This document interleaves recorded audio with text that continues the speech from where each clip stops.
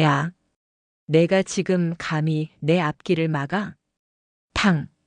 가죽과 금속 장식이 뒤섞인 둔탁하고도 모욕적인 파열음이었다.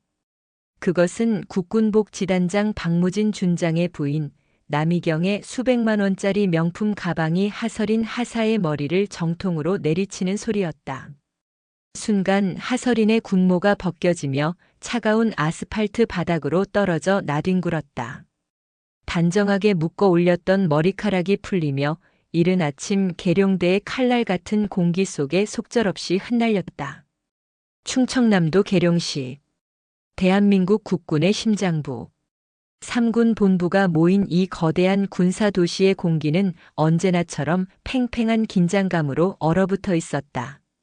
국방부 장관이 직접 주관하는 비공개 안보정책회의가 열리는 날 계룡대 제3정문으로 향하는 마지막 관문인 제3통제선은 평소보다 몇 곱절은 더 무겁고 서늘했다.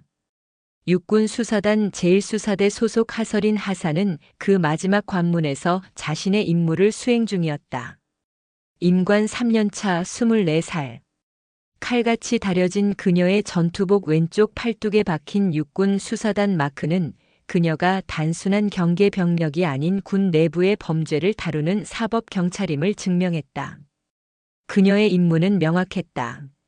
사전에 인가된 자 외에는 그가 누구든 개미 한 마리도 통과시키지 않는 것.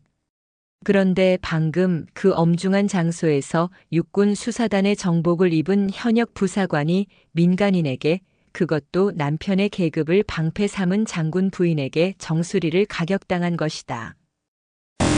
주변의 모든 공기가 멎었다. 옆에서 총을 메고 부동자세로 서 있던 경계병의 눈이 공포로 얼어붙었다. 관용차에서 내려 회의장으로 향하던 몇몇 장교들이 발걸음을 멈추고 믿을 수 없다는 듯 경악한 채 이쪽을 바라보았다. 하설이는 머리를 맞은 충격으로 귀가 윙윙 울리는 와중에도 이를 악물고 쓰러지지 않으려 버텼다. 굴욕감 수치심보다 먼저 피가 거꾸로 솟는 맹렬한 분노가 치밀어 올랐다. 그녀는 자신의 시선이 흐려지는 것을 막기 위해 눈을 세게 깜빡였다. 이 인연이 지금 눈을 똑바로 떠. 남이경은 자신의 행동에 스스로도 놀란 듯 했으나 주변의 시선이 쏠리자 오히려 더 악에 받친 목소리로 소리쳤다. 그녀는 자신의 절대적인 권위가 고작 하사 나부랭이에게 도전받았다는 사실에 이성을 잃었다. 내가 누군지 몰라. 내 남편이, 내 놈들 전부 먹여 살리는 복지단장 박무진 준장이야. 그런데 감히 내까짓게 비표 쪼가리 하나 없다고 날 막아서? 여기가 내 안방인 줄 알아. 그녀는 바닥에 떨어진 하설인의 군모를 보란듯이 뾰족한 하이힐 앞코로 지근지근 밟았다. 대한민국 육군의 상징이자 군인의 자존심인 군모가 흙먼지 속에서 더럽혀지고 뭉개졌다. 당장 그 발 치우십시오. 하설인이 억눌린 목소리로 말했다. 이새로 피맛이 나는 것 같았다. 뭐라고 이년아? 바닥에 떨어진 제 군모에서 하설이는 고개를 들어 남이경의 눈을, 그 오만함으로 가득 찬 선글라스 너머의 눈동자를 정면으로 꿰뚫어 보았다. 당장 그 더러운 발 치우시라고 했습니다. 그 눈빛. 24살의 어린 부사관이라고는 믿을 수 없는 차갑고도 날카로운 불꽃이 튀었다. 그것은 분노가 아니었다. 법을 집행하는 수사관의 서늘한 경고였다.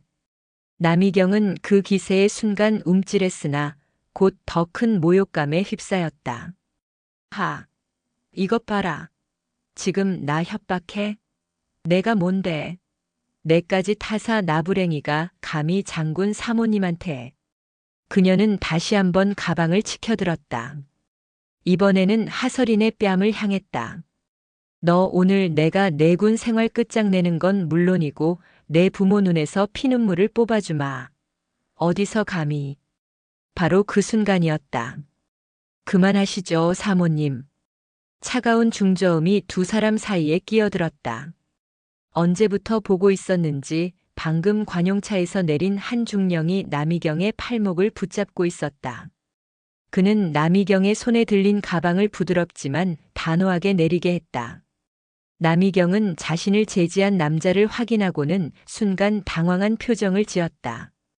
어머, 김중령님? 육군 수사단 제1수사대대장 김지환 중령이었다. 그는 오늘 아침 하설인의 근무지를 순찰 중이었다. 그리고 이 모든 광경을 남이경이 차에서 내려 하설인에게 시비를 거는 순간부터 그녀의 가방이 하설인의 머리를 내리치고 군모를 짓밟는 순간까지 전부 지켜보고 있었다. 남이경은 자신이 계급도 없는 민간인이지만 남편의 부하인 김중령에게 이런 추태를 보인 것이 불쾌했다. 하지만 그녀는 재빨리 피해자로 돌변했다. 김중령, 마침 잘 왔어요. 이 하사년 좀 봐요. 내가 글쎄 비표를 깜빡 잊고 안 가져왔다고 감히 내 앞길을 막고 상관을 모욕하잖아요. 이건 명백한 하극상이라고요. 당장 2년 징계위에 회부. 사모님. 김지환이 그녀의 말을 잘랐다. 그의 목소리는 여전히 부드러웠지만 눈은 전혀 웃고 있지 않았다. 그늘이 저 차갑게 식어 있었다. 하설인 하사는 지금 자신의 임무를 수행 중이었습니다. 그게 무슨 규정상 비표가 없는 분은 그 누구라도 통과시켜 드릴 수 없습니다. 그것이 설령 제 아내라 할지라도 말입니다. 뭐예요? 지금 김중령 당신까지 나한테 이러겠다 이거야? 당신 내 남편이 누군지 잊었어? 규정을 말씀드리는 겁니다. 김지환은 더 이상 그녀와 말을 섞지 않았다. 그는 몸을 숙여 바닥에 떨어진 남이경의 하이힐 자국이 선명하게 찍힌 하설인의 군모를 집어들었다. 그리고는 흙먼지를 손수 털어내어 하설인의 손에 쥐어주었다. 그는 부하의 눈을 바라보며 나지막이 말했다. 수고 많았다, 하하사. 군모 다시 쓰도록. 네, 알겠습니다. 하설이는 떨리는 손으로 군모를 받아들고 헝클어진 머리를 정돈한 뒤 다시 군모를 썼다. 이 모든 광경은 남이경에게는 최악의 굴욕이었다. 자신의 남편보다 한참 아래인 중령이 자신의 면전에서 그것도 자신이 방금 머리를 때린 일개 하사의 편을 든 것이다. 좋아. 김지환 중령. 그리고 하설인 하사. 남이경의 목소리가 뱀처럼 낮고 독하게 갈라졌다. 오늘 일 내가 절대로 잊지 않을 거야. 당신들 둘 다 내일부로 군복 벗을 각오 단단히 하는 게 좋을 거야. 그녀는 마지막 저주를 퍼붓고는 분을 이기지 못한 채 자신의 차로 돌아가 쿵 소리가 나게 문을 닫았다. 윤일병, 너 뭘 꾸물거려. 당장 출발 안 해. 운전석에 앉은 젊은 병사의 창백한 얼굴이 스치듯 보였다. 차는 거친 엔진 소리를 내며 그 자리를 떠났다. 폭풍이 지나간 통제선. 김지환 중령은 아무 말 없이 하설인의 어깨에 묻은 먼지를 털어주었다. 괜찮나? 괜찮습니다, 대대장님. 아니, 안 괜찮아 보이는데.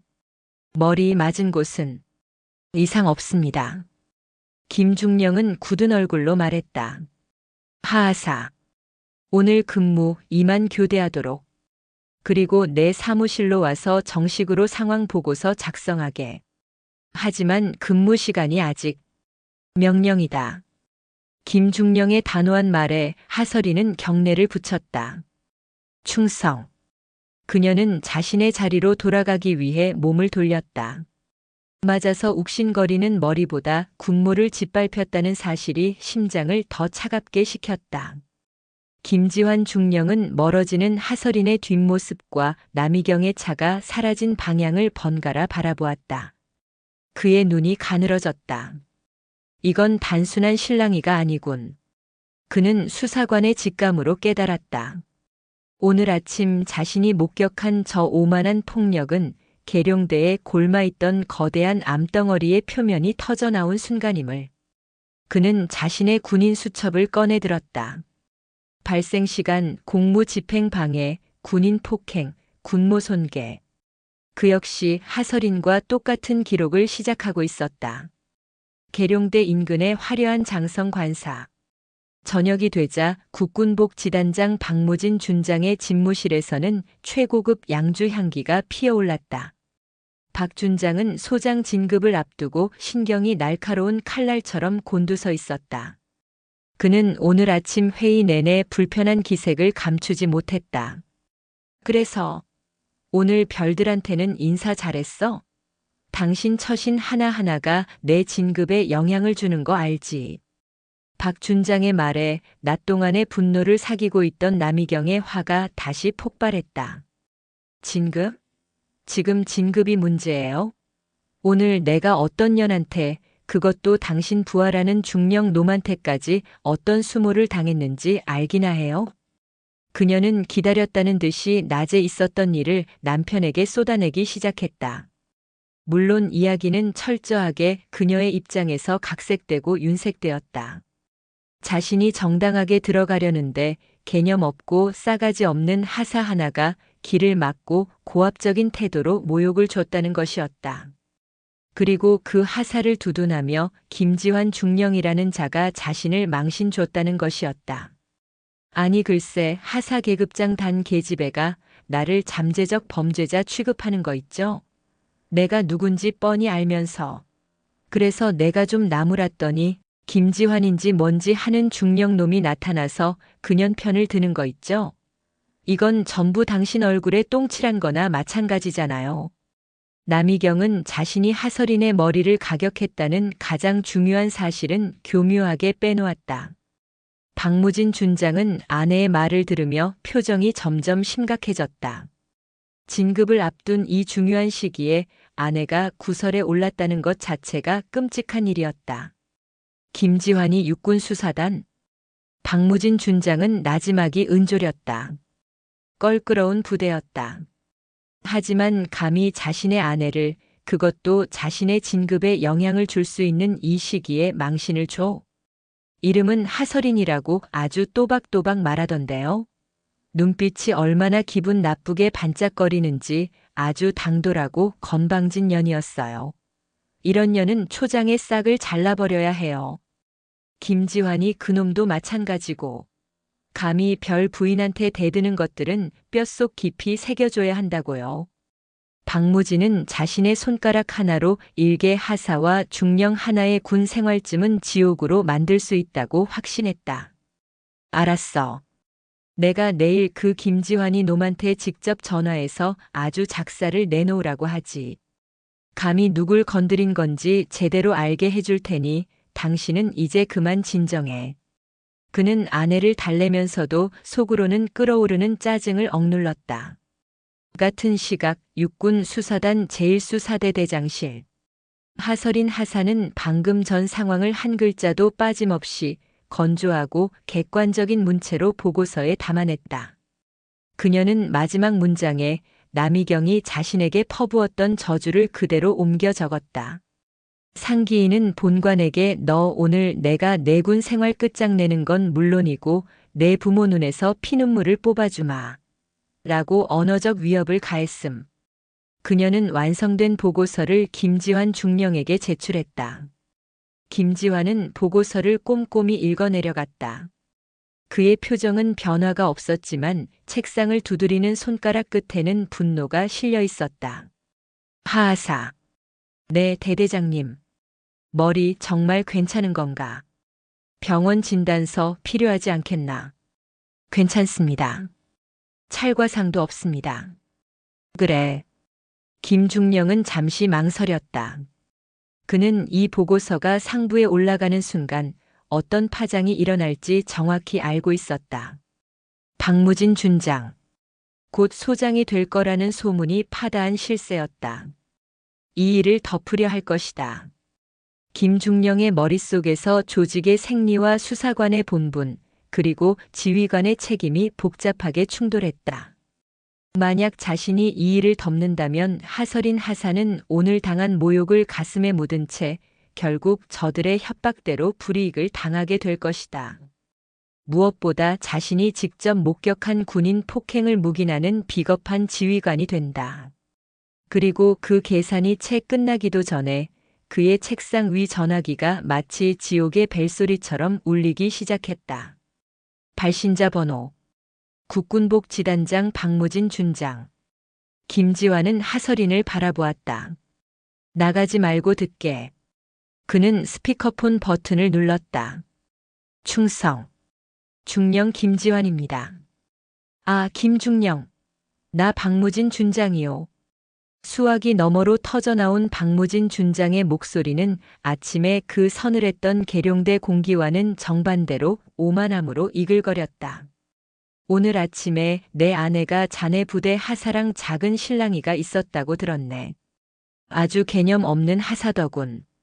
김중령, 부하 교육 그렇게 시키면 쓰나. 김지환 중령의 눈썹이 꿈틀했다. 작은 신랑이라. 장군님. 그건 신랑이가 아니라. 됐고. 박무진은 그의 말을 끊었다. 내가 지금 좋게 이야기할 때 알아서 처리하는 게 좋을 거야. 그 하설인인가 뭔가 하는 계집애 당장 내 아내한테 직접 찾아와서 무릎 꿇고 빌라고 해.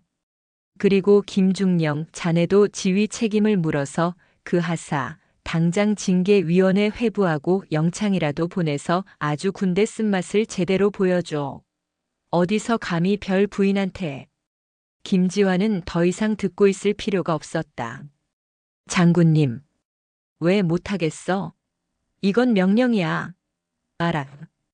장군님께서 지금 하신 모든 말씀 명백한 직권 남용 및 수사 외압에 해당됩니다.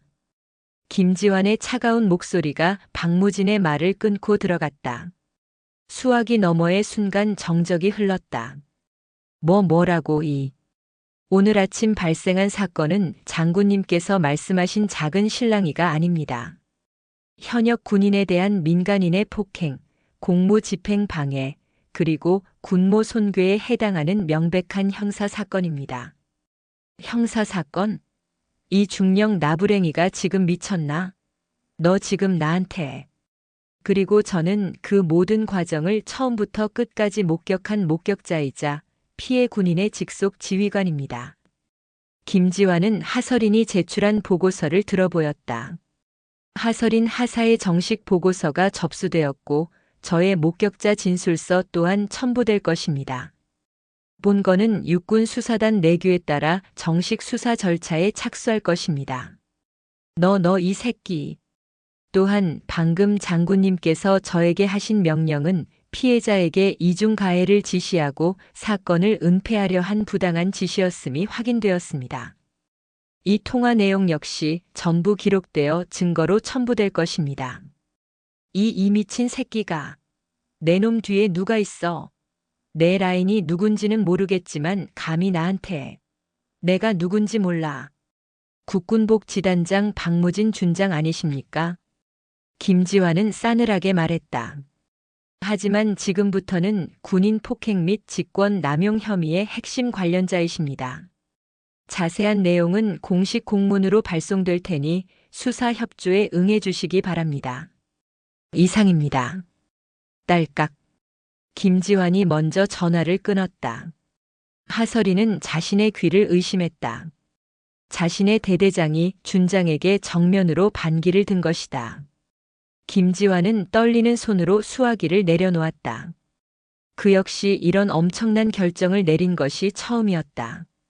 온몸에 피가 거꾸로 솟는 듯한 모욕감과 동시에 수사관으로서의 의무감이 그를 지배했다. 그는 하설인을 바라보았다. 하하사.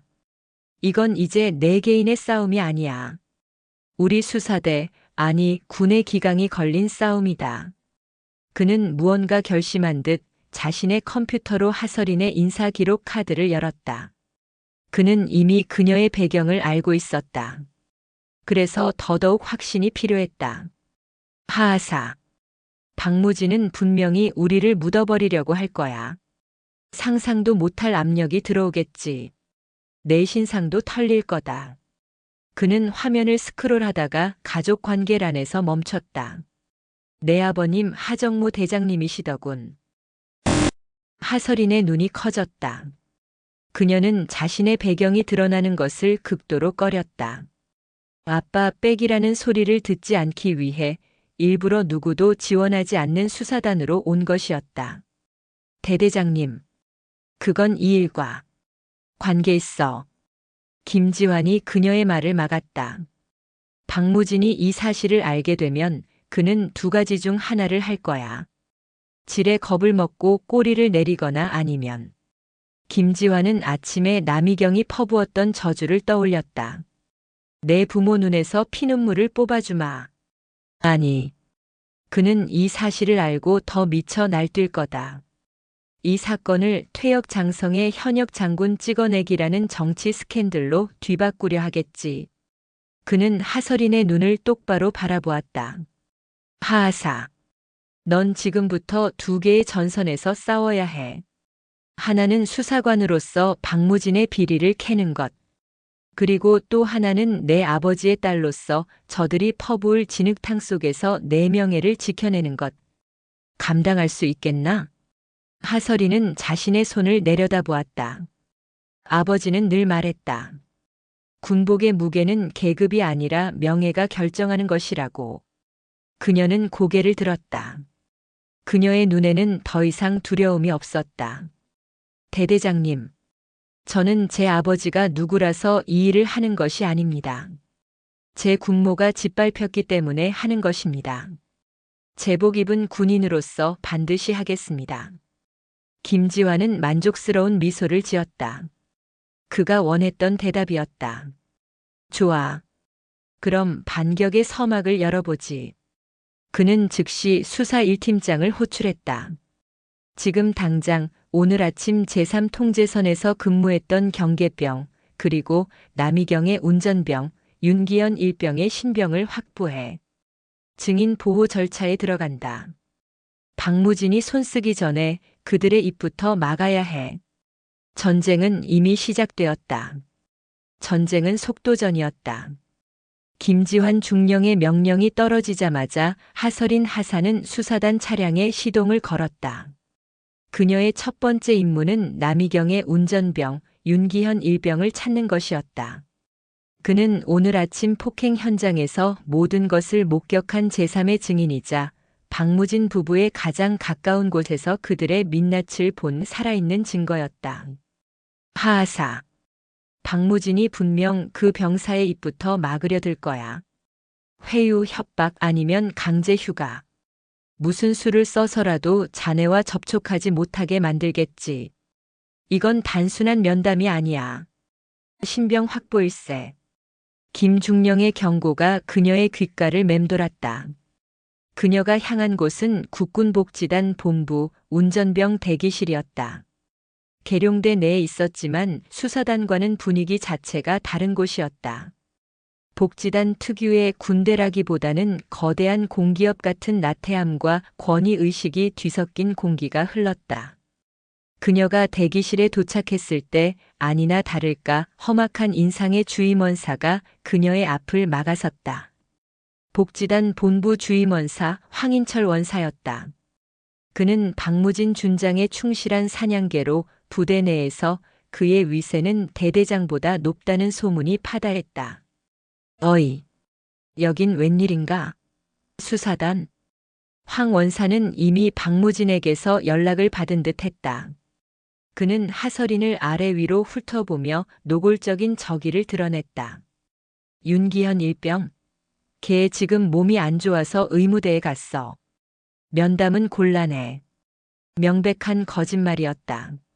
하설이는 그와 말을 섞지 않았다. 그녀는 황 원사의 어깨 너머 대기실 가장 구석진 관물대 옆에서 공포에 질린 눈으로 자신을 바라보고 있는 한 병사를 발견했다. 윤기현 일병이었다. 두 사람의 눈이 허공에서 마주쳤다. 윤 일병은 사시나무 떨듯 떨며 고개를 숙여버렸다. 하설이는 곧장 그에게로 걸어갔다. 지금 이게 무슨 짓이야? 황 원사가 거칠게 그녀의 앞을 막아섰다. 여기가 어디라고 감히 수사관 나부랭이가 와서 우리 부대애를 겁박해. 하하사, 당신 지금 월권 행위하는 거 안 보여?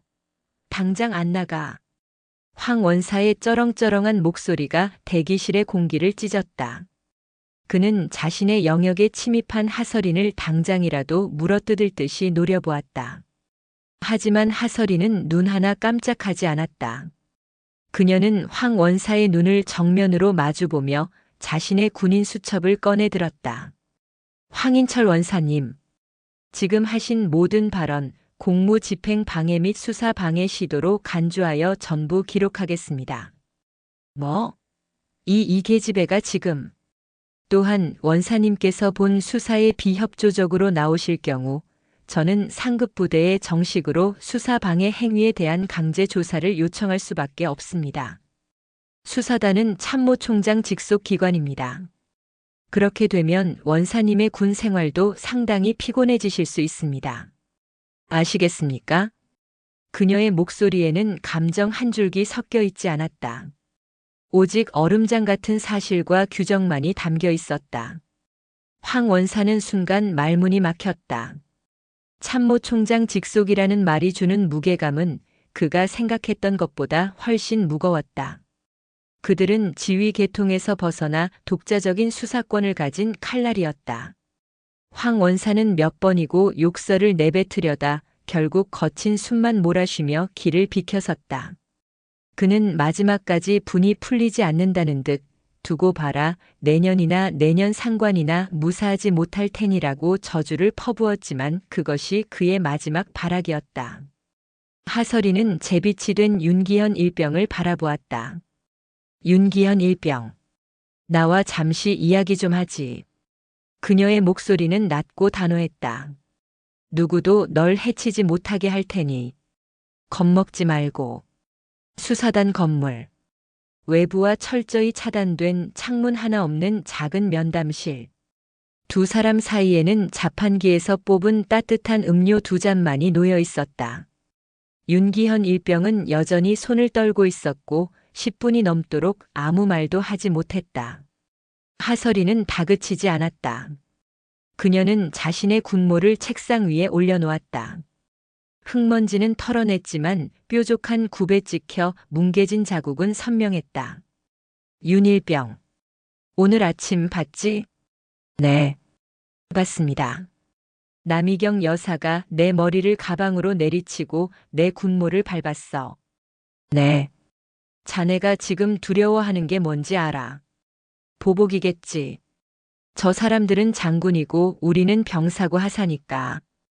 남이경 여사가 박무진 장군이 자네의 남은 군 생활을 지옥으로 만들 거라고 협박했겠지. 윤일병의 눈동자가 격렬하게 흔들렸다. 하지만 윤일병, 이대로 침묵하면 뭐가 달라지지? 오늘 내 군모를 밟은 저 발이 내일은 자네의 머리를 밟게 될 거야. 아니, 이미 밟고 있겠지. 자네가 전역하고 나면 다음 운전병, 그 다음 운전병도 자네와 똑같은 지옥을 겪게 될 거야. 하설이는 책상 서랍에서 증인 신변 보호 요청서 사본을 꺼내 그의 앞에 내밀었다. 이건 군인권 보호법에 따라 자네를 보호하는 공식 문서야. 자네의 진술은 철저하게 익명으로 처리될 거고 수사 과정에서 그 어떤 불이익도 받지 않도록 내가 그리고 우리 대대장님께서 책임지고 막아줄 거야. 이건 약속이 아니라 규정이야. 윤기현 일병의 눈동자가 흔들렸다. 그는 음료 잔을 쥔 손에 힘을 주었다. 그리고 한참의 침묵 끝에 그의 입에서 억눌렸던 울음이 터져나왔다. 그것은 지난 몇 달간 그를 짓눌러왔던 공포와 수치심의 응어리였다. 하사님, 저는 정말 죽고 싶었습니다. 그의 입에서 쏟아져 나온 진실은 하설인 하사가 상상했던 것 이상으로 참혹했다. 오늘 아침의 폭행은 빙산의 일각에 불과했다. 그 여자는 남이경 사모님은 저를 운전병이 아니라 사적인 노예처럼 부렸습니다. 그의 목소리가 격하게 떨렸다. 그 여자는 제가 운전하는 차 안에서 화장을 했습니다. 그러다가 차가 조금이라도 흔들려서 아이라인이 삐뚤어지면 제 뒤통수를 하이힐 굽으로 찍어 누르며 욕을 했습니다. 이 천한 새끼야. 운전 하나 제대로 못해. 너 같은 놈 때문에 내 얼굴이 망가졌잖아. 라고 매일같이. 하설이는 어금니를 깨물었다. 이것은 단순한 갑질이 아니었다. 명백한 상습 폭행이었다. 그것뿐만이 아닙니다. 주말 외박을 나가는 저에게 서울 압구정동 현대백화점에 가서 자기 명품 가방 수선을 맡기고 오라고 했습니다. 제가 군복을 입은 채로 백화점 명품관에서 수선을 기다리자 그 여자가 전화를 걸어서 감히 군복 따위를 입고 내 가방을 만져 더럽게 당장 벗어 라고 소리쳤습니다. 가장 끔찍했던 것은 윤일병은 숨을 골랐다. 제가 아버지가 편찮으셔서 병원비 때문에 휴가 때 아르바이트를 해야 한다고 말씀드린 적이 있습니다. 그랬더니 그 여자가 웃으면서 그는 차마 말을 잇지 못하고 흐느꼈다. 웃으면서 그러더군요. 어머 징그러워라. 너네 집은 다 그렇게 빌빌대니? 내 애비는 병으로 빌빌대고 너는 내 밑에서 빌빌대고 아주 가난이 뼛속까지 박혀 있구나. 라고. 이야기를 하는 내내 윤일병은 구토하듯 울음을 쏟아냈다. 하설인 하사의 주먹이 책상 밑에서 하얗게 굳어졌다. 그녀는 자신의 아버지를 떠올렸다. 그리고 남이경이 자신에게 퍼부었던 저주를 떠올렸다. 내 부모 눈에서 피눈물을 뽑아주마. 그 여자에게 부모라는 존재는 자신의 권력을 과시하기 위한 수단이자 약자들을 고문하는 도구에 불과했다. 이것은 한 인간의 영혼을 파괴하는 명백한 범죄였다. 하설이는 자신의 분노를 억누르고 가장 중요한 질문을 던졌다. 윤일병, 혹시 증거가 있나? 그 여자의 폭언이나 사적인 지시를 증명할 만한. 그녀의 조심스러운 물음에 윤기현 일병은 떨리는 손으로 자신의 전투화 끈을 풀었다. 그리고는 전투화 안창을 꺼냈다. 그 밑에 숨겨두었던 땀의 전 작은 비닐 주머니. 그 안에서 손톱만 한 소형 기록 장치 하나가 나왔다. 너무 억울해서 이대로 당하고만 있다가는 제가 정말 미쳐버릴 것 같아서. 그는 그것을 하설인의 손에 건네주었다. 그 여자가 차 안에서 욕을 할 때마다 제 주머니에 있던 이 작은 녹음기로 녹음을 했습니다. 여기에 그 여자의 목소리가, 그 지옥의 목소리가 전부 다 들어 있습니다. 하설인 하사는 그 작은 기록 장치를 받아들었다. 그것은 믿을 수 없을 만큼 뜨겁고 또 무거웠다. 그것은 윤일병이 자신의 영혼을 지키기 위해 움켜쥐었던 마지막 방패이자 이제 거대한 성벽을 무너뜨릴 가장 강력한 공성추가 될 터였다. 잘했다. 윤일병. 하설인이 그의 어깨를 감싸쥐었다. 정말 잘 버텼다. 이제 아무것도 걱정하지 마. 나머지는 이제부터 내일이다. 그녀의 눈이 사냥감의 숨통을 노리는 수사관의 눈빛으로 번뜩이고 있었다. 육군 수사단 제1수사대대. 김지환 중령의 집무실은 모든 불이 꺼진 채 책상 위 작은 스탠드 불빛 하나만이 그와 하설인 하사의 굳은 얼굴을 비추고 있었다. 시간은 자정을 향해 달려가고 있었다. 두 사람 사이에는 노트북에 연결된 소형 스피커가 놓여 있었고 그 안에는 윤기현 일병이 목숨처럼 지켜온 심연의 목소리가 담긴 기록 장치가 삽입되어 있었다. 면담실에서 돌아온 하설이는 윤일병을 임시로 안전가옥에 격리 조치한 후 곧바로 대대장실로 이 기록 장치를 가져왔다. 이 안에 모든 것이 들어있다고 했습니다. 하설인의 목소리는 낮게 잠겨 있었다. 김지환 중령은 굳은 표정으로 침을 삼켰다. 그는 오늘 아침 자신의 눈앞에서 벌어진 폭행만으로도 박무진을 기소할 이유는 충분하다고 생각했다. 하지만 하설이는 윤일병의 상태가 그가 겪은 일이 단순한 목격자의 공포가 아니었다고 보고했다. 재생하게. 하설이는 노트북의 재생 버튼을 눌렀다. 치직. 가벼운 소음과 함께 스피커가 살아났다. 처음 몇 초간은 차량의 엔진 소리, 방향 지시등 소리만이 들렸다. 그러다 악마의 목소리가 고막을 찢고 들어왔다. 야. 남이경이었다. 그 목소리는 오늘 아침 통제선에서 들었던 히스테릭한 고음과는 다른 얼음장처럼 차갑고도 일상적인 경멸 그 자체였다. 너 내가 어제 사오라고 한 마카롱 어디 거 사왔어? 저 사모님. 말씀하신 대로 신세계 백화점 그 피음 매장에서. 이 개새끼가 지금 나랑 장난해? 내가 언제 거기 거 사오랬어? 내가 분명히 서울 압구정동 현대백화점 본점에 있는 그 집 거기 거 아니면 나 입에도 안 된다고 말했지. 이 멍청한 새끼야. 챙, 챙. 둔탁하지만 날카로운 소리. 하설이는 그것이 무엇인지 즉각 알아차렸다. 오늘 자신의 머리를 내리쳤던 바로 그 가방의 금속 장식 소리였다. 아니, 윤일병의 증언에 따르면 하이힐 굽이었다. 악, 사모님, 운전 중입니다. 죄송합니다. 제가 잘못 들었습니다. 잘못 들어? 내 놈 귀는 장식이야? 아니면 내 애비처럼 내 귀도 병신이야? 김지환 중령의 턱 근육이 격렬하게 꿈틀거렸다. 하설이는 자신의 손톱이 손바닥을 파고드는 것을 느꼈다. 대답 안 해, 이 천한 것이. 아닙니다. 죄송합니다. 윤일병의 목소리는 울음과 공포로 완전히 뭉개져 있었다. 어머 징그러워라. 너네 집은 다 그렇게 빌빌대니? 내 애비는 병으로 빌빌대고 너는 내 밑에서 빌빌대고.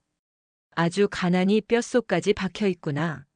내가 너 같은 버러지 새끼밥 처먹여가며 군 생활시켜주는 것만 해도 감지덕지한 줄 알아, 이 새끼야. 김지환 중령은 자리에서 벌떡 일어났다. 그는 차마 더 듣지 못하겠다는 듯 스피커를 노려보며 집무실을 서성거렸다. 이것은 그의 입에서 나온 것은 분노가 아니라 인간성에 대한 깊은 환멸이었다. 이것은 군인의 명예를 떠나 한 인간이 다른 인간에게 자행할 수 있는 가장 추악한 영혼의 살인이었다. 하설이는 그를 돌아보지 않고 차가운 목소리로 말했다. 대대장님, 아직 끝나지 않았습니다.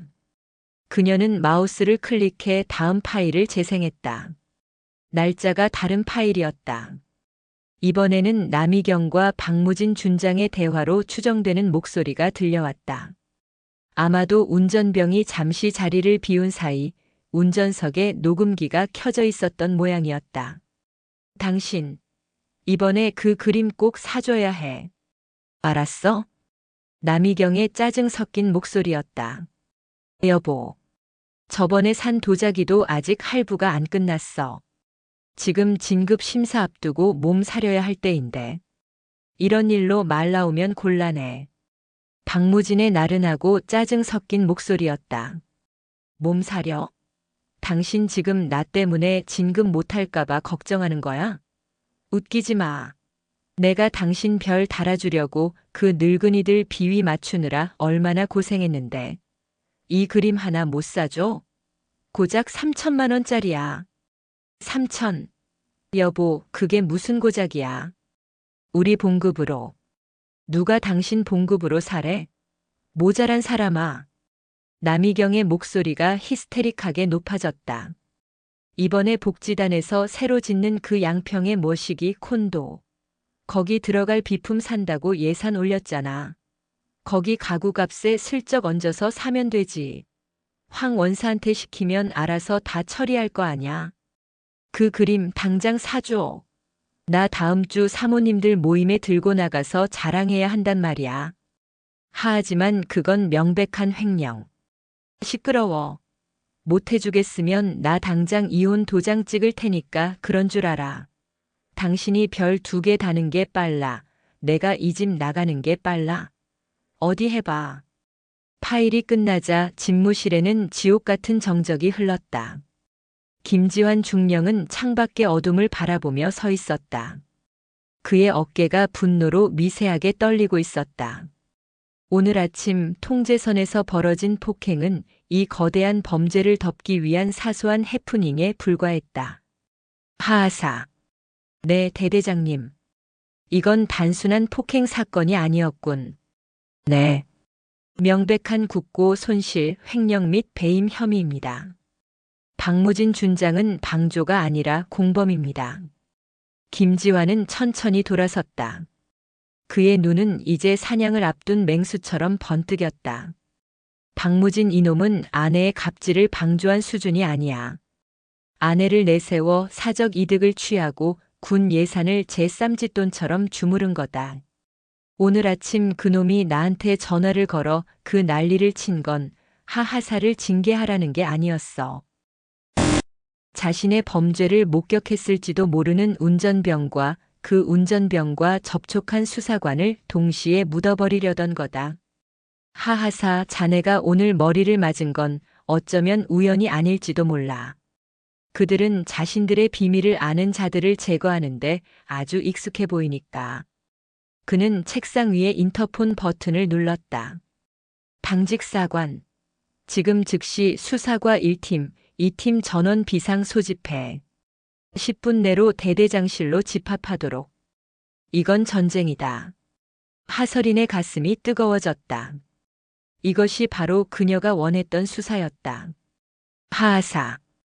윤기현 일병은 이제부터 군인권보호법에 의거한 특별 증인으로 지정하고 우리 수사단 영내의 안전 가옥으로 이동시킨다.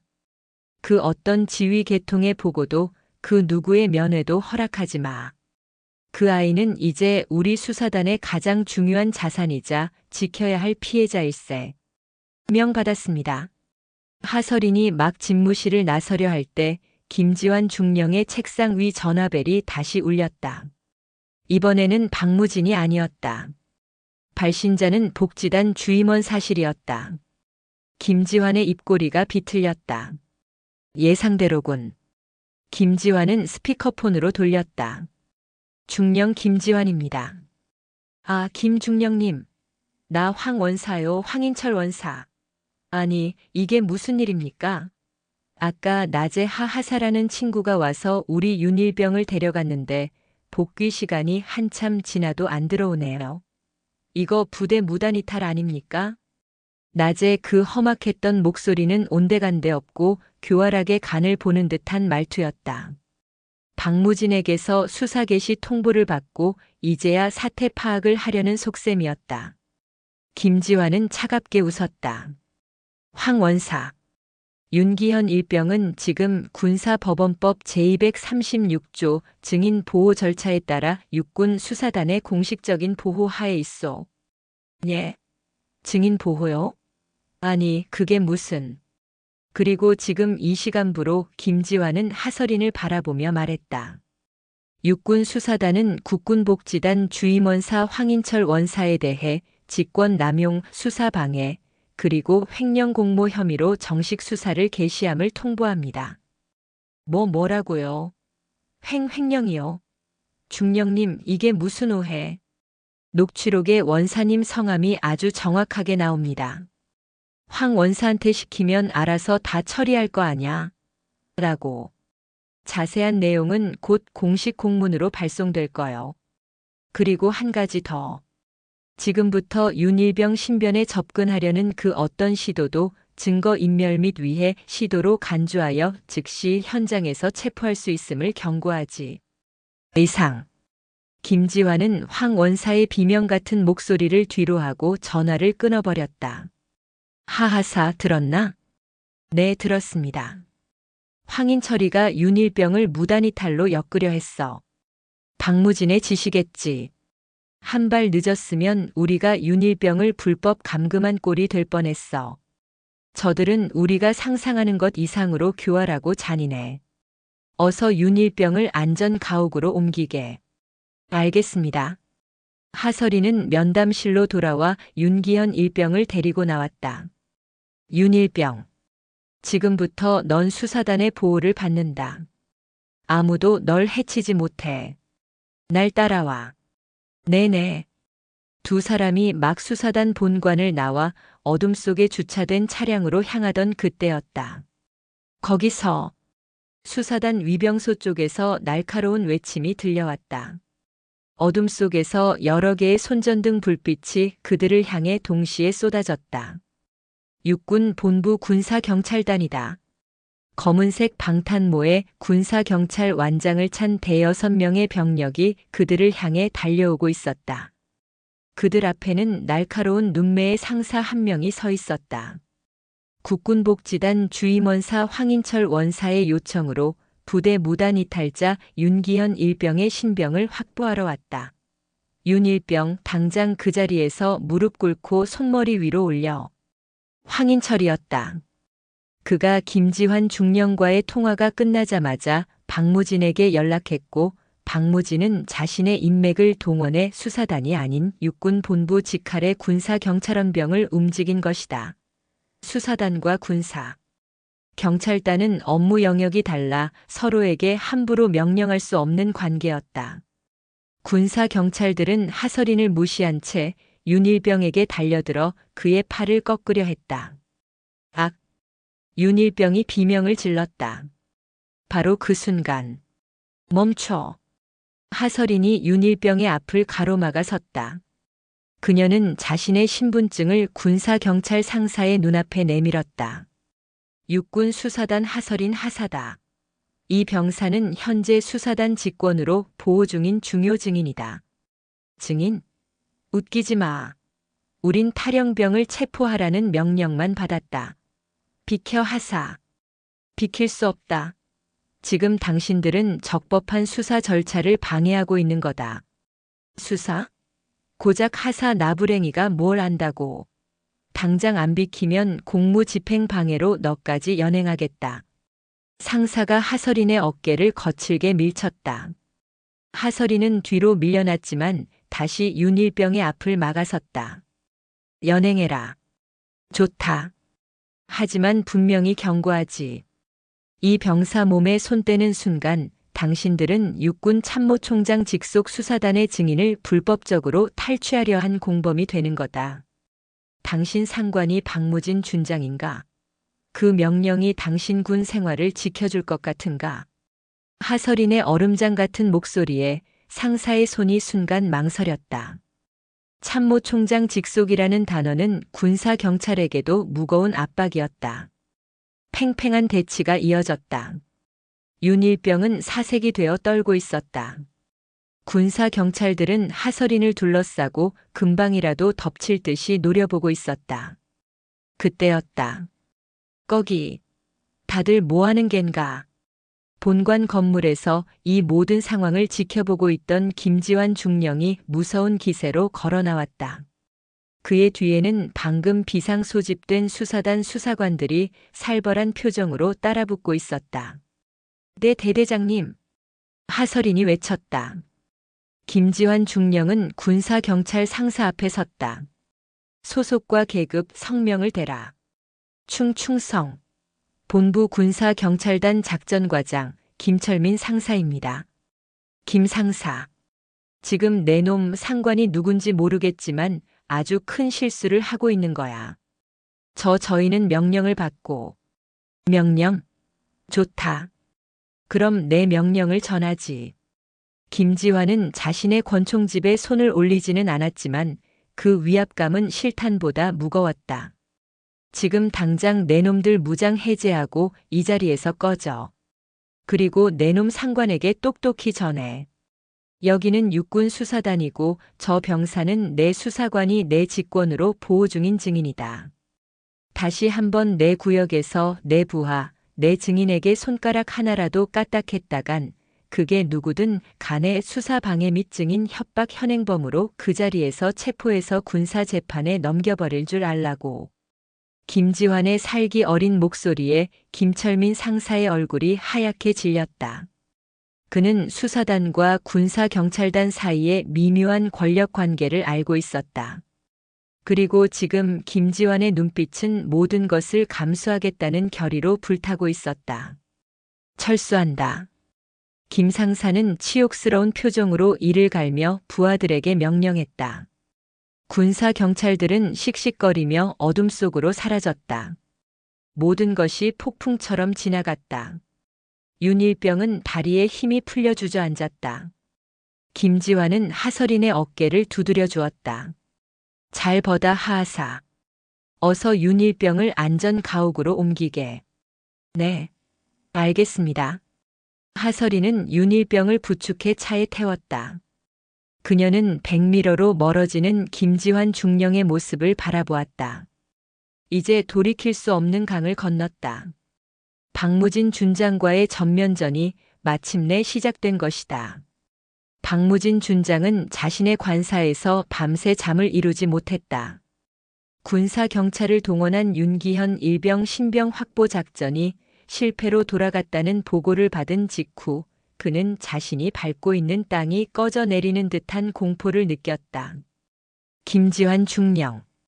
그 중령 나부랭이가 감히 자신의 인맥인 본부 군사경찰단까지 정면으로 막아설 줄은 몰랐다. 이 새끼 도대체 뒤에 누가 있는 거야? 그의 절친이었던 강동수 준장 인사참모부은 아예 전화를 받지 않았다. 박무진은 자신이 완벽하게 고립되었음을 깨달았다. 아내 남희경은 사태 파악도 못한 채 옆방에서 코를 골며 자고 있었다. 저 멍청한 여자 때문에. 아니, 지금은 여자를 탓할 때가 아니었다.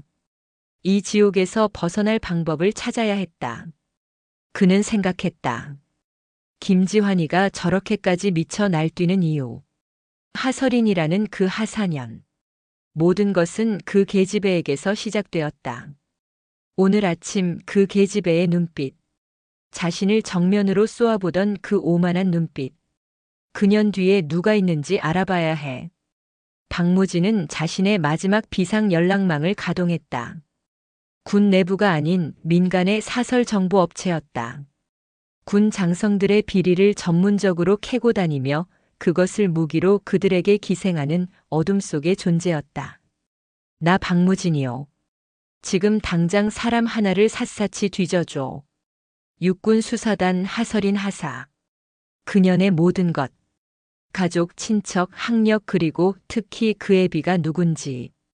당장. 그는 이 조사가 자신의 숨통을 끊어놓을 수도 혹은 유일한 탈출구가 될 수도 있음을 직감했다. 한편 수사단 안전가옥에서 밤을 새운 하설이는 새벽빛이 들어올 무렵 마침내 윤일병의 모든 녹취록을 문서화하는 작업을 마쳤다. 수백 페이지에 달하는 지옥의 기록이었다. 그녀는 곧바로 김지환 중령이 소집한 비상대책회의에 참석했다.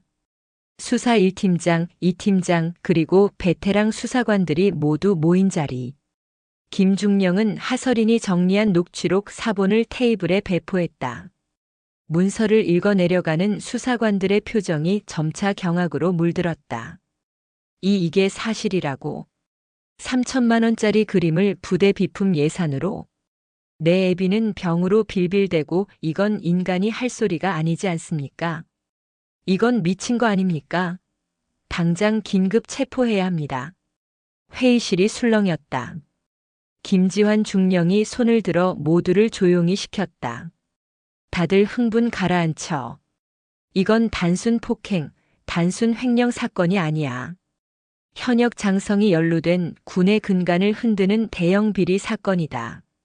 감정적으로 접근했다간 저들이 파놓은 법적 함정에 우리가 역으로 걸려들 수 있어. 그는 하설인을 바라보았다. 하하사. 수고 많았네. 이 녹취록은 결정적인 증거 스모킹건가 될 거야. 하지만 이걸론 부족해. 부족하다니요? 폭행과 횡령 지시가 모두 담겨 있습니다. 저들은 이 녹취가 불법 감청이며 증거 능력이 없다고 주장할 거다. 윤일병을 협박해서 얻어낸 거짓 진술이라고 몰아붙이겠지. 오늘 아침 통제선 사건도 하하사가 먼저 시비를 걸었다고 뒤집어 씌울 거다. 김중령의 말이 맞았다. 우린 더 확실한 물증이 필요해. 남희경의 손에 들려있던 그 그림의 행방. 그리고 그 돈이 빠져나간 복지단 예산 장부 원본. 김중령은 작전 지도를 펼듯 수사 계획을 브리핑했다. 수사 1팀은 지금 당장 국군복지단 본부로 가서 황인철 원사를 횡령 공모 혐의로 긴급 체포한다. 동시에 그의 사무실과 관련 부서의 모든 회계 장부를 압수수색해. 박무진의 결재가 난 서류를 찾는 게 급선무야. 예. 수사 2팀은 녹취록에 언급된 그 양평콘도 비품 납품 업체를 추적해 그 3천만 원이 어떤 명목으로 흘러들어갔는지 자금 세탁 과정을 샅샅이 뒤져. 알겠습니다. 그리고 하하사. 모두의 시선이 하설인에게 쏠렸다. 자네에게는 가장 어렵고 가장 중요한 임무를 맡기겠네. 무엇입지 말입니다. 윤기현 일병 이전에 남이경의 운전병이나 관사병으로 근무했던 예비역들을 찾아내. 분명 피해자는 더 있을 거야. 저들은 이 사건을 윤일병 개인의 원한으로 몰고 가려 할 테니 우린 이것이 상습적이고 조직적인 범죄였음을 입증해야 하네. 그들의 추가 증언이 저들의 마지막 숨통을 끊어놓을 걸세. 명받았습니다. 하설이는 즉시 수사단 인사 기록과 전역자 데이터베이스를 대조하기 시작했다. 지난 3년간 박무진 준장의 관사를 거쳐간 운전병과 관사병은 총 5명. 그들은 모두 전역하여 민간인 신분이었다. 그녀는 그들의 주소지를 확인했다. 서울, 대전, 대구 전국에 흩어져 있었다. 이것은 발로 뛰는 수사였다.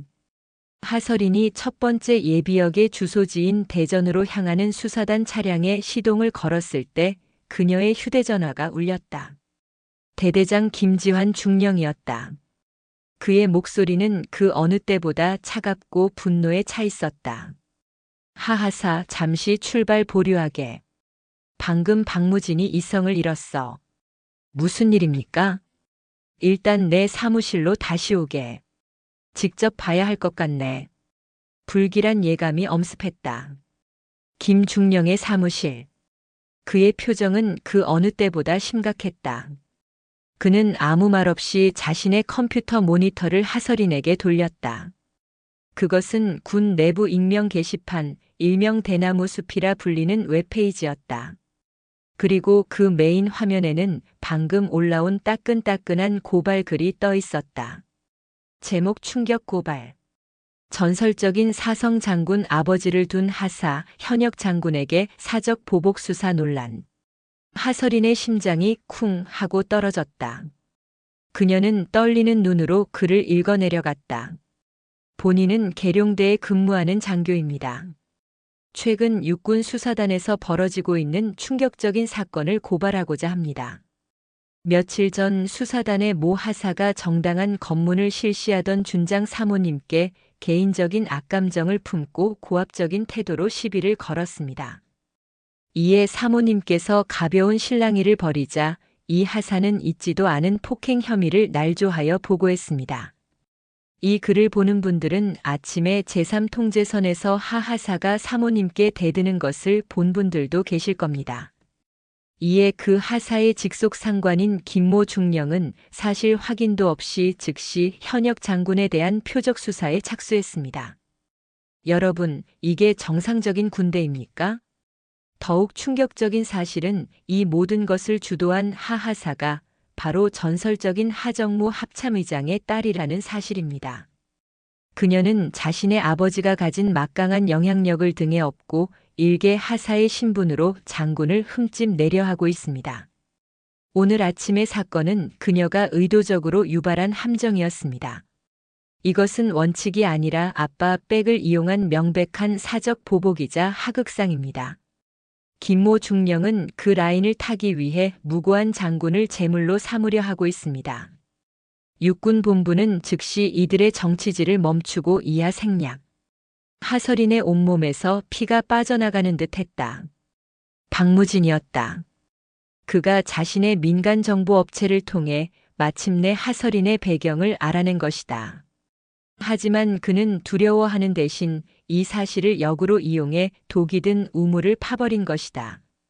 이 사건을 준장 부인의 폭행 및 횡령이 아닌 퇴역 장성의 현역 장군 찍어내기라는 거대한 정치 스캔들로 뒤바꿔버린 것이다. 네 대대장님. 박무진 이 여우 같은 놈이. 김지환 중령은 이를 갈았다. 이것은 수사팀 전체의 도덕성에 치명타를 입히는 가장 교활한 역공이었다. 그놈이 이 프레임을 짠 거야. 우리가 아무리 녹취록을 들이밀어도 사람들은 이제 아버지 백 믿고 설치는 하사년의 조작극이라고 믿게 되겠지. 김지환은 그 줄을 타려는 정치군인으로 낙인 찍힐 테고 김중령의 집무실 전화기가 미친 듯이 울리기 시작했다. 육군 본부의 각 부처에서 날아오는 문의를 빙자한 압력이었다. 감찰실, 법무실, 심지어 참모총장 비서실에서까지 전화가 걸려왔다. 김중령. 지금 수사건으로 말이 많은데 어떻게 진행되고 있는 건가? 표적 수사라는 의혹이 제기되고 있는데 사실인가? 오해의 소지가 없도록 신중하게 처리해야 할 거야.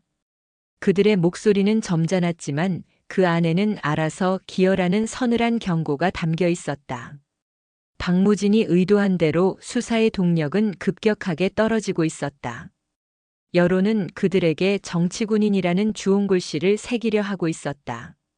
하설이는 자신의 손을 내려다보았다. 아버지의 이름.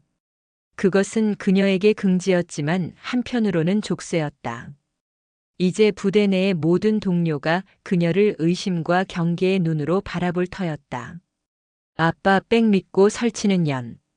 박무진은 수사단의 칼날을 바로 하설인의 심장에 되돌려 꽂은 것이었다. 그녀는 이 진흙탕 싸움에서 자신의 명예와 아버지의 명예를 모두 지켜내야 하는 가장 혹독한 시험대에 오르게 되었다. 하하사. 쏟아지는 압력 전화를 잠시 무시한 채 김지환 중령이 입을 열었다. 그의 목소리는 그 어느 때보다 차분했다. 저들이 우릴 진흙탕으로 끌어내렸어. 이제 여론은 우리 편이 아닐 걸세. 어쩌면 상부에서 당장 수사 중지 명령이 떨어질지도 몰라. 두렵나? 하설이는 자신의 책상 위에 놓인 흙먼지 자국이 남은 군모를 바라보았다. 그리고 오늘 아침 그 군모를 짓밟던 하이힐을 떠올렸다. 아닙니다. 두렵지 않습니다. 좋아. 김지환은 자리에서 일어났다. 저들이 우릴 정치군인이라고 진흙탕으로 끌어내리려 한다면 진흙탕에서 싸워주면 돼. 대신 우리는 저들이 감히 상상도 못할 팩트라는 바위덩어리로 저놈들의 머리통을 깨부숴야지. 그는 하설인의 어깨를 붙잡았다. 착각하지 마, 하하사. 내 아버지의 이름은 우리가 이 더러운 전쟁을 치르는 이유가 아니야. 그건 단지 박무진 같은 놈들이 함부로 포탄을 쏘아대지 못하게 막아주는 방패이자 갑옷일 뿐이야. 그는 하설인의 가슴을 가볍게 두드렸다. 우리가 휘둘러야 할 진짜 칼은 바로 내가 수사관으로서 밝혀내야 할 진실 그 자체라고. 이제 알겠나? 하설인의 눈에서 뜨거운 것이 울컥 솟았다. 그것은 굴욕의 눈물이 아니었다. 다시 한번 심장이 뛰기 시작하는 수사관으로서의 뜨거운 피였다. 저들이 우릴 표적 수사라고 비난했나? 좋다. 그럼 표적이 하나가 아님을 증명하면 돼. 윤일병 한 명의 원한이 아니라 박무진과 남이경이 상습적으로 저질러온 범죄의 증거를 가서 내가 왜 하정무의 딸이 아니라 육군 수사단 하설인 하사인지를 증명해내. 명받았습니다. 하설인의 목소리는 더 이상 떨리지 않았다.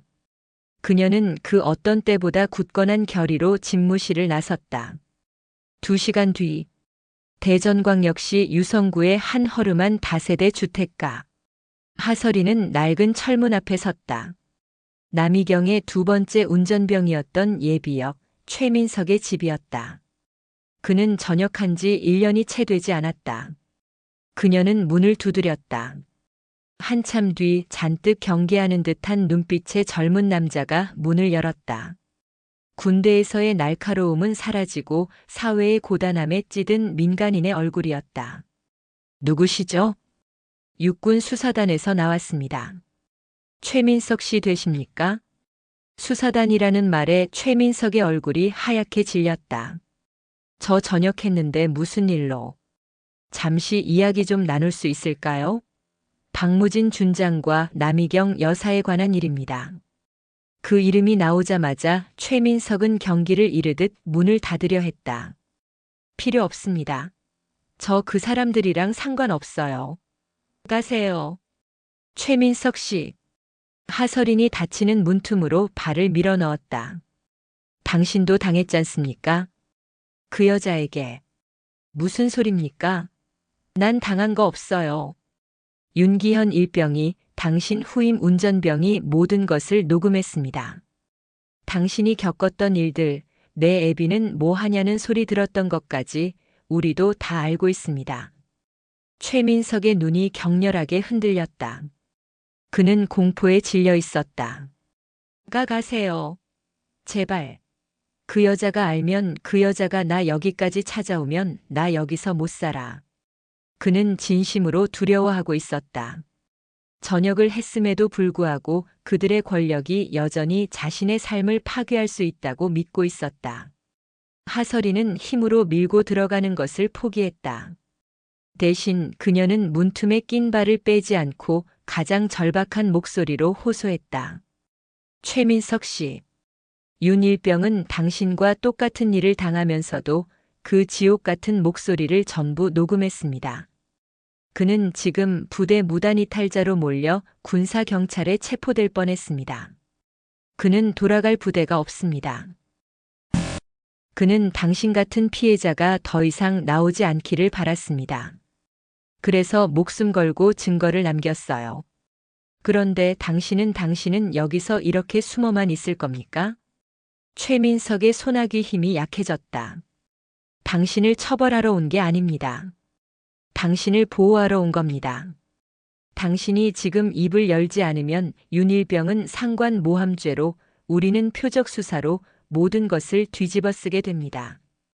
그리고 남이경과 박무진은 보란 듯이 웃으며 당신 같은 사람을 평생 더 짓밟고 살 겁니다. 그래도 괜찮습니까? 문이 아주 천천히 열렸다. 최민석은 바닥에 주저앉아 머리를 감싸 쥐었다. 그 여자는 악마였어요. 그는 덜덜 떨리는 목소리로 윤일병이 겪었던 것과 똑같은, 아니, 그보다 더한 일들을 털어놓기 시작했다. 그리고 그는 결정적인 한마디를 덧붙였다. 그림이요? 아, 그 3천만 원짜리. 하설인의 눈이 번뜩였다. 그거 압니다. 내가 그 여자 데리고 서울 청담동에 있는 화랑갤러리에 갔었어요. 화랑이요? 네. 무슨 가나 모시기였는데. 그 여자가 그림을 고르니까 화랑 관장이랑 웃으면서 서류 몇 장을 주고받더군요. 서류요? 네. 그 여자가 나중에 차에서 그러더군요. 멍청한 군바리 놈들은 이게 복지 콘도에 걸어놓을 그림인 줄 알겠지? 라고. 비웃으면서. 하설이는 숨을 삼켰다. 남이경이 직접 화랑과 서류를 주고받았다. 이것은 박무진의 지시 이전에 남이경이 횡령을 주도했다는 명백한 증거였다. 최민석 씨. 그 화랑 정확한 위치와 이름 기억하십니까? 기억하죠. 내가 그 앞에서 4시간이나 대기했는데요. 서울 강남구 청담동. 하설이는 즉시 김지환 중령에게 전화를 걸었다. 대대장님, 하설인 하사입니다. 찾았습니다. 3천만 원짜리 그림 증언 확보했습니다. 하설이는 최민석의 증언을 보고했다. 수화기 너머로 김중령의 흥분한 목소리가 들려왔다. 좋아. 하하사. 지금 당장 서울로 올라가. 이 팀을 그쪽으로 붙여주지. 그 화랑 압수수색 영장 들고 가서 모조리 뒤져. 그 서류 반드시 찾아내. 알겠습니다.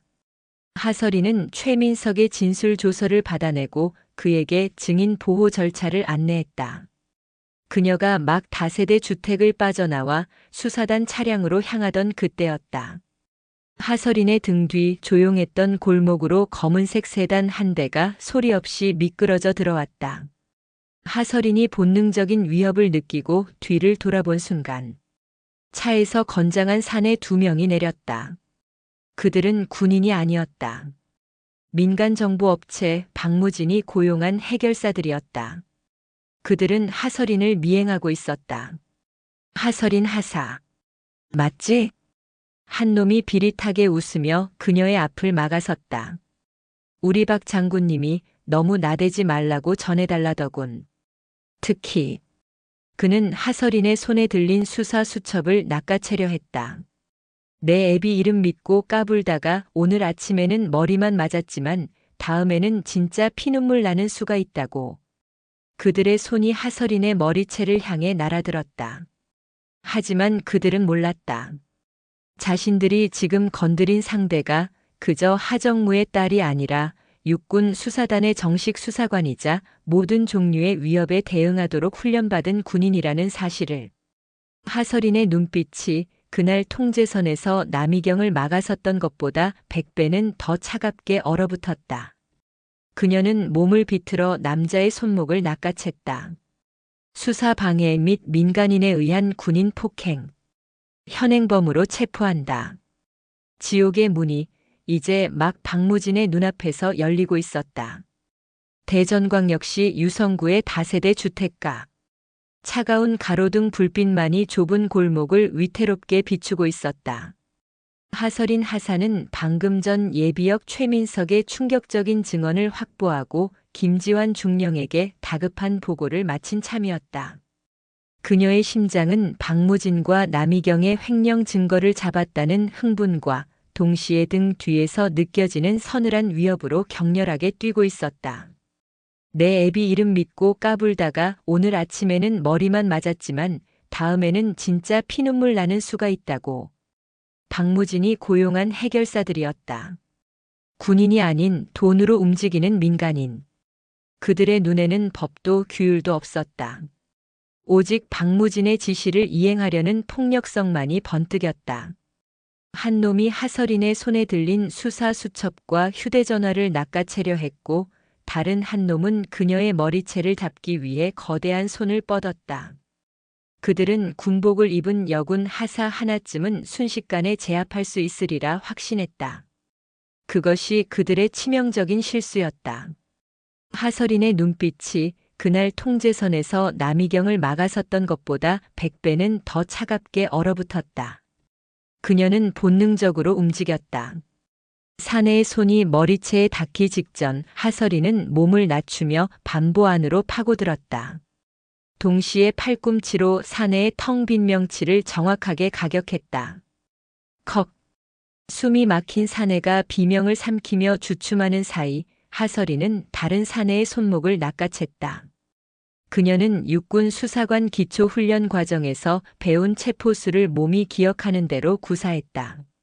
상대의 힘을 역이용하여 손목을 꺾고 무릎으로 관절의 뒷부분을 찼다. 우드득. 불길한 소리와 함께 사내의 팔이 꺾였다. 크악! 이 인연이. 팔이 꺾인 사내가 고통으로 발악하며 반대편 주먹을 휘둘렀다. 하설이는 주먹을 피하며 뒤로 물러섰다. 수사 방해 및 민간인에 의한 군인 폭행. 현행범으로 체포한다. 그녀는 전투복 허리춤에 있던 수갑을 꺼내들었다. 미친년. 명치를 맞았던 사내가 정신을 차리고 달려들었다. 그는 품속에서 무언가를 꺼냈다. 번쩍이는 칼날이었다. 죽여버리겠어. 하설이는 숨을 삼켰다. 상대는 단순한 깡패가 아니었다. 하지만 그녀는 물러서지 않았다. 그녀가 여기서 밀리면 최민석의 증언도 오늘 아침의 폭행도 모든 것이 묻힐 터였다. 사내가 칼을 휘두르며 달려드는 바로 그 순간.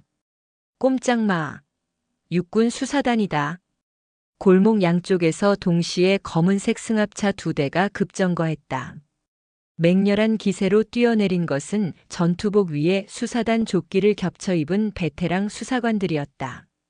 김지환 중령이 하설인을 대전으로 보내면서 만일의 사태에 대비해 인근에서 대기 중이던 예비팀을 붙여둔 것이었다. 제압해.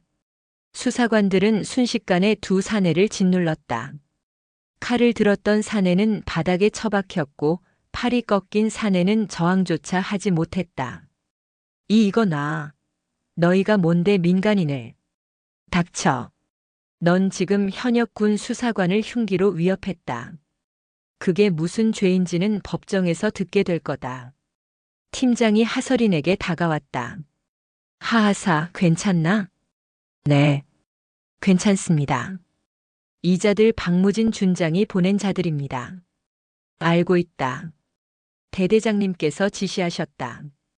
이놈들은 계룡대로 즉시 압송한다. 박무진의 목에 채울 가장 확실한 족쇄가 될 테니. 팀장은 비릿하게 웃었다. 박무진이 최악의 실수를 했군. 군 내부의 문제를 민간인 폭력배를 동원해 해결하려 하다니. 이건 군사 기밀 유출 및 민간인 연계 직권 남용 혐의까지 추가야. 하설이는 헝클어진 머리를 정돈했다. 저는 즉시 서울 청담동으로 이동하겠습니다. 시간이 없습니다. 알겠다. 서울에서 합류할 이 팀에게도 연락해두지. 조심하게. 하설이는 다시 차에 올라탔다. 욱신거리는 팔을 애써 무시하며 그녀는 서울을 향해 가속 페달을 밟았다. 같은 시각 계룡대 국군복지단 본부. 김지환 중령의 지시를 받은 수사 1팀이 황인철 원사의 집무실을 급습했다. 뭡니까가 당신들. 여기가 어디라고 함부로. 황 원사는 자신의 사무실에 들이닥친 수사관들을 보고 경악했다. 그는 책상 위 서류들을 황급히 서랍에 밀어 넣으려 했다. 국군복지단 주임원사 황인철. 군형법상 횡령 공모 및 증거인멸 시도 혐의로 긴급 체포합니다. 팀장이 차가운 목소리로 영장을 내밀었다.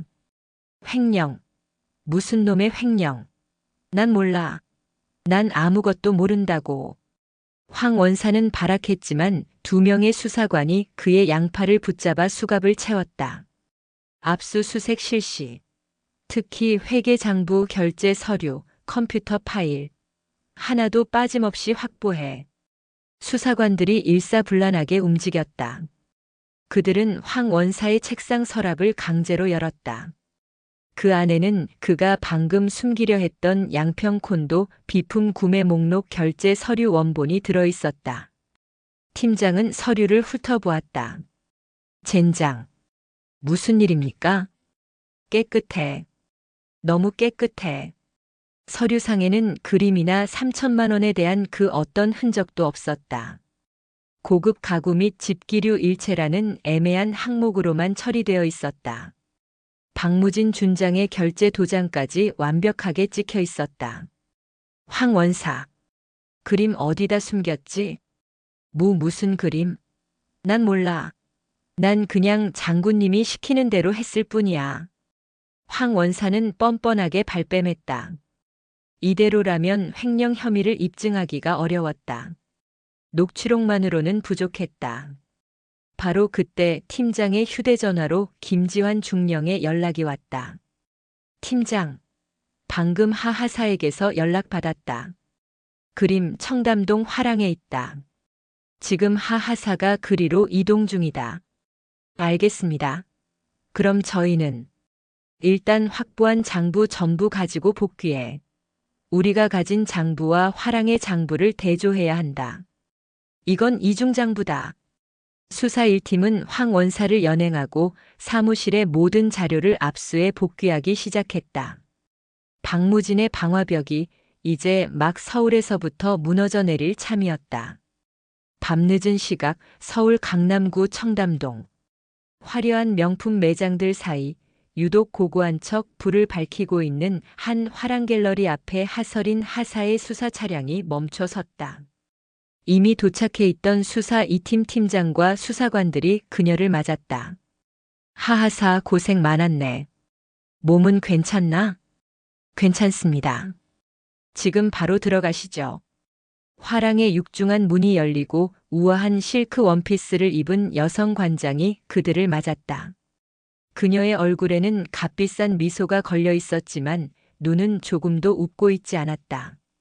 어머, 늦은 시간에 무슨 일들이시죠? 군인분들이 여긴 어쩐 일로? 육군 수사단입니다. 이 팀장이 압수수색 영장을 그녀의 눈앞에 내밀었다.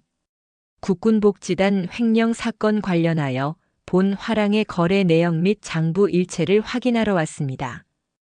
관장의 미소가 순간 굳었다. 횡령이요?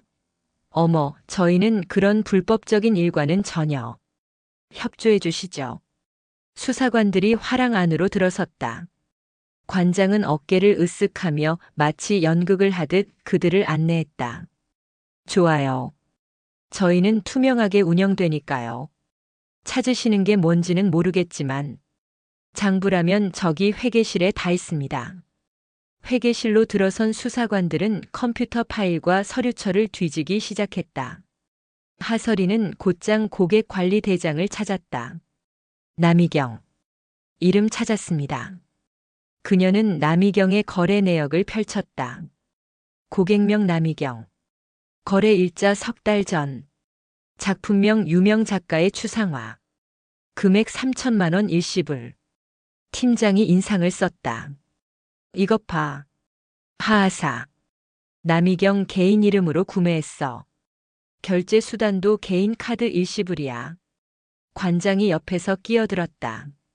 보셨죠? 그 그림 분명히 남이경 사모님께서 개인 소장용으로 구매하신 겁니다.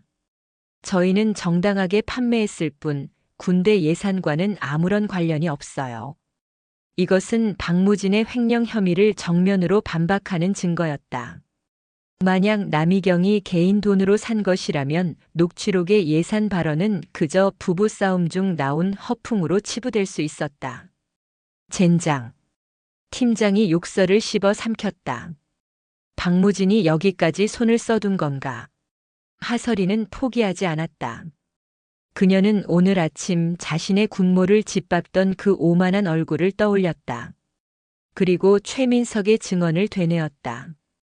그 여자가 관장이랑 서류 몇 장을 주고받았어요. 멍청한 군바리 놈들은 이게 복지 콘도에 걸어놓을 그림인 줄 알겠지? 이건 너무 깨끗했다. 팀장님, 이것 말고 다른 장부는 없습니까? 다른 장부라뇨? 관장이 날카롭게 반응했다. 예를 들면 법인 거래 장부나 컨설팅 비용 혹은 작품 대여 장부 같은 것 말입니다. 없어요. 저희는 오직 이것 하나뿐. 이건 뭡니까? 하설인이 회계실 구석 다른 서류장에 잠겨있던 작은 금고를 가리켰다. 그건 저희 주요 고객들 개인정보가 담긴 거라 영장 없이는. 영장에 장부 일체라고 명시되어 있습니다. 여십시오. 관장의 얼굴이 하얗게 질렸다. 그녀는 떨리는 손으로 금고를 열었다. 그 안에는 고객관리대장과는 다른 손으로 쓴 듯한 두꺼운 장부 하나가 더 들어 있었다. 하설이는 장부를 펼쳤다. 그리고 마침내 찾아냈다. 거래처명 주 그린 가구 양평 콘도 비품 납품 업체. 거래 일자 석 달 전 남이경이 그림을 사기 바로 전날. 항목 미술품 자문 및 설치 컨설팅 비용. 금액 3천만 원. 하설인의 심장이 격렬하게 뛰었다. 팀장님, 찾았습니다. 그녀는 수사 1팀이 복지단에서 확보한 깨끗했던 그 장부를 떠올렸다. 이게 바로 이중 장부입니다. 박무진은 주 그린 가구에 정상적인 비품 대금을 지급한 것처럼 서류를 꾸몄고 그 업체는 그 돈 중 3천만 원을 이화랑의 컨설팅 비용이라는 명목으로 송금한 겁니다. 팀장의 얼굴도 환해졌다. 그리고 그 돈으로. 네. 남이경은 다음 날 그 돈을 마치 자기 돈인 것처럼 생색내며 그림을 구매한 겁니다. 완벽한 자금 세탁입니다. 관장은 그 자리에 주저앉았다. 전전 몰랐어요. 그냥 남이경 사모님이 시키는 대로. 당신도 횡령 공범으로 연행하겠습니다. 하설이는 장부를 움켜쥐었다. 이제 박무진과 남이경의 목에 감을 밧줄이 완성되었다. 한편 그 시각 계룡대. 박무진 준장은 자신의 관사에서 미친 듯이 서성거리고 있었다. 그에게는 최악의 보고들이 실시간으로 날아들고 있었다. 뭐? 황 원사가 체포돼? 장부는? 대전에서 보낸 놈들은? 어떻게 됐어? 그리고 잠시 후 그를 가장 절망시킨 전화가 걸려왔다. 장군님 하하사가 대전에서 저희 애들을 따돌리고 지금 서울 청담동 화랑을 덮쳤습니다. 장부가 넘어간 것 같습니다. 이 개새끼들. 박무진의 눈이 실핏줄로 터질 듯 붉어졌다. 자신의 민간인 폭력배들이 고작 하사년 하나에게 제압당하고 체포되었다는 사실. 그리고 자신의 완벽한 돈 세탁 루트가 발각되었다는 사실. 그의 독이 든 우물 작전은 실패했다. 하설인의 배경을 폭로해 수사 동력을 늦추려 했지만 그 사이 하설인은 자신의 심장을 찌를 칼을 찾아낸 것이다. 그는 완벽하게 패배했다. 아니야, 아직 안 끝났어. 박무진은 미친 사람처럼 중얼거렸다. 그래. 칼에는 칼이지. 정치에는 정치야. 그는 자신이 할 수 있는 마지막, 그리고 가장 위험한 카드를 꺼내 들기로 했다. 그는 자신의 육사 동기이자 자신을 밀어주던 그 어떤 라인보다 더 높은 곳을 향해 전화를 걸었다. 육군 본부의 실세, 그리고 청와대와도 연결된 군 내부의 가장 강력한 정치 라인이었다. 나 박무진입니다. 지금 하정무 라인이 저를 치고 있습니다. 그는 이 사건을 하설인이나 김지환의 수사가 아닌 퇴역한 하정무 대장이 현군 수뇌부를 흔들기 위해 벌이는 쿠데타로 규정했다. 네. 하정무의 딸년이 수사단에 있습니다. 그년이 김지환 중령을 앞세워 저를 담갔습니다. 이건 저 박무진 개인의 문제가 아닙니다. 현 지도부에 대한 하정무의 선전포고입니다. 그는 자신의 횡령 혐의를 거대한 정치 싸움의 한복판으로 끌고 들어가 진실 자체를 희석시키려 한 것이다. 막아주십시오. 어떻게든 저 수사를 멈춰주십시오. 박무진은 모든 것을 걸었다. 그는 이 도박이 전설적인 호랑이의 침묵을 깨우게 될 줄은 꿈에도 모르고 있었다. 강원도 화천의 한적한 시골 마을. 북한강 상류의 물 한 개가 갓 피어오르는 이른 새벽, 한 노인이 자신의 작은 정원에서 난초에 물을 주고 있었다. 그의 손길은 수십 년간 수많은 결제 서류에 서명을 해왔던 손이라고는 믿기지 않을 만큼 섬세하고 부드러웠다. 그는 하정무 전 합동참모의장이자 대한민국 군의 살아있는 전설이었다. 38년의 군 생활을 명예롭게 마치고 전역한 이후 그는 단 한 번도 공식 석상의 모습을 드러낸 적이 없었다. 그는 군 원로로서 정치적 오해를 살 수 있는 그 어떤 행동도 극도로 꺼려왔다. 그때 10년 넘게 그를 보좌해온 예비역 원사 출신의 비서관이 굳은 얼굴로 다가와 작은 전자기기를 내밀었다. 대선배님, 급히 보셔야 할 것 같습니다. 뭔가. 계룡대 내부망이 뒤집혔습니다. 비서관은 군 내부 익명 게시판 대나무 숲에 올라온 그 글을 보여주었다. 제목 충격 고발. 전설적인 사성 장군 아버지를 둔 하사 현역 장군에게 사적 보복 수사 논란. 하정무는 안경을 고쳐 쓰고 그 자극적인 글을 천천히 읽어내려갔다. 그의 표정에는 분노나 초조함 같은 감정이 전혀 드러나지 않았다. 오히려 너무나 고요해서 그 침묵이 주변의 물 한 개마저 얼어붙게 만들 정도였다. 비서관이 침을 삼키며 보고를 이었다. 박무진 준장이라는 자가 자신의 비리 혐의를 덮기 위해 대선배님의 성함을 끌어들인 것으로 사료됩니다. 수사를 지휘하는 김지환 중령과 현장 수사관이 설인이로군. 하정무가 나지막이 말했다. 네. 하설인 하사입니다. 지금 이 일로 육군 본부 전체가 시끄럽습니다. 박무진 라인에서는 이것을 대선배님의 인사 개입이라 주장하며 현 수뇌부를 압박하고 있습니다. 하정무는 난초잎에 맺힌 물방울을 가만히 닦아주었다. 그는 알고 있었다. 자신이 지금 어떤 선택을 해야 하는지. 만약 그가 이 일에 대해 한마디라도 한다면 그것이 딸을 비호하는 말이든 박무진을 비난하는 말이든 그 순간 그는 박무진이 파놓은 정치군인이라는 함정에 빠지게 된다. 자신의 개입 자체가 수사의 정당성을 훼손시킬 것이다. 하지만 침묵한다면 박무진의 정치 공세에 밀려 원칙을 지키려던 젊은 수사관들, 그리고 자신의 딸이 부당하게 꺾일 수도 있었다. 박무진의 마지막 승부수는 바로 이 호랑이의 딜레마를 노린 것이었다. 비서관. 네, 대선배님. 내일 아침 내 정복을 준비하게. 비서관의 얼굴이 하얗게 질렸다. 네. 정복을 말입니까? 혹시 어디 가실 곳이라도. 계룡대에 잠시 다녀와야겠네. 다음 날 아침 계룡대 제1정문. 근무 중이던 군사경찰 대대장은 자신의 눈을 의심했다. 검은색 세단 한 대가 정문을 통과하자 그는 마치 망치로 머리를 맞은 듯 그 자리에 얼어붙었다. 뒷좌석에 앉아있는 인물은 사진으로만 보던 전설 하정무 대장이었다. 그것도 가슴에 그의 38년 군 생활의 역사가 고스란히 담긴 훈장들을 모두 단 완벽한 대장 예복을 입은 채였다. 충성. 근무 중 이상 없습니다. 대대장의 경례는 거의 비명에 가까웠다. 하정무의 등장은 즉시 비상 연락망을 통해 계룡대 전체로 퍼져나갔다. 그의 차가 향하는 곳은 육군 본부 청사였다. 그가 차에서 내리자 본부 청사 앞에 있던 모든 장교와 병사들이 그 자리에 얼어붙었다. 살아있는 전설의 강림. 그의 몸에서는 총성 없는 위압감이 뿜어져 나왔다. 그는 누구를 만나러 온 것이 아니었다. 그는 그저 천천히 본부 청사 1층 로비를 걸었다.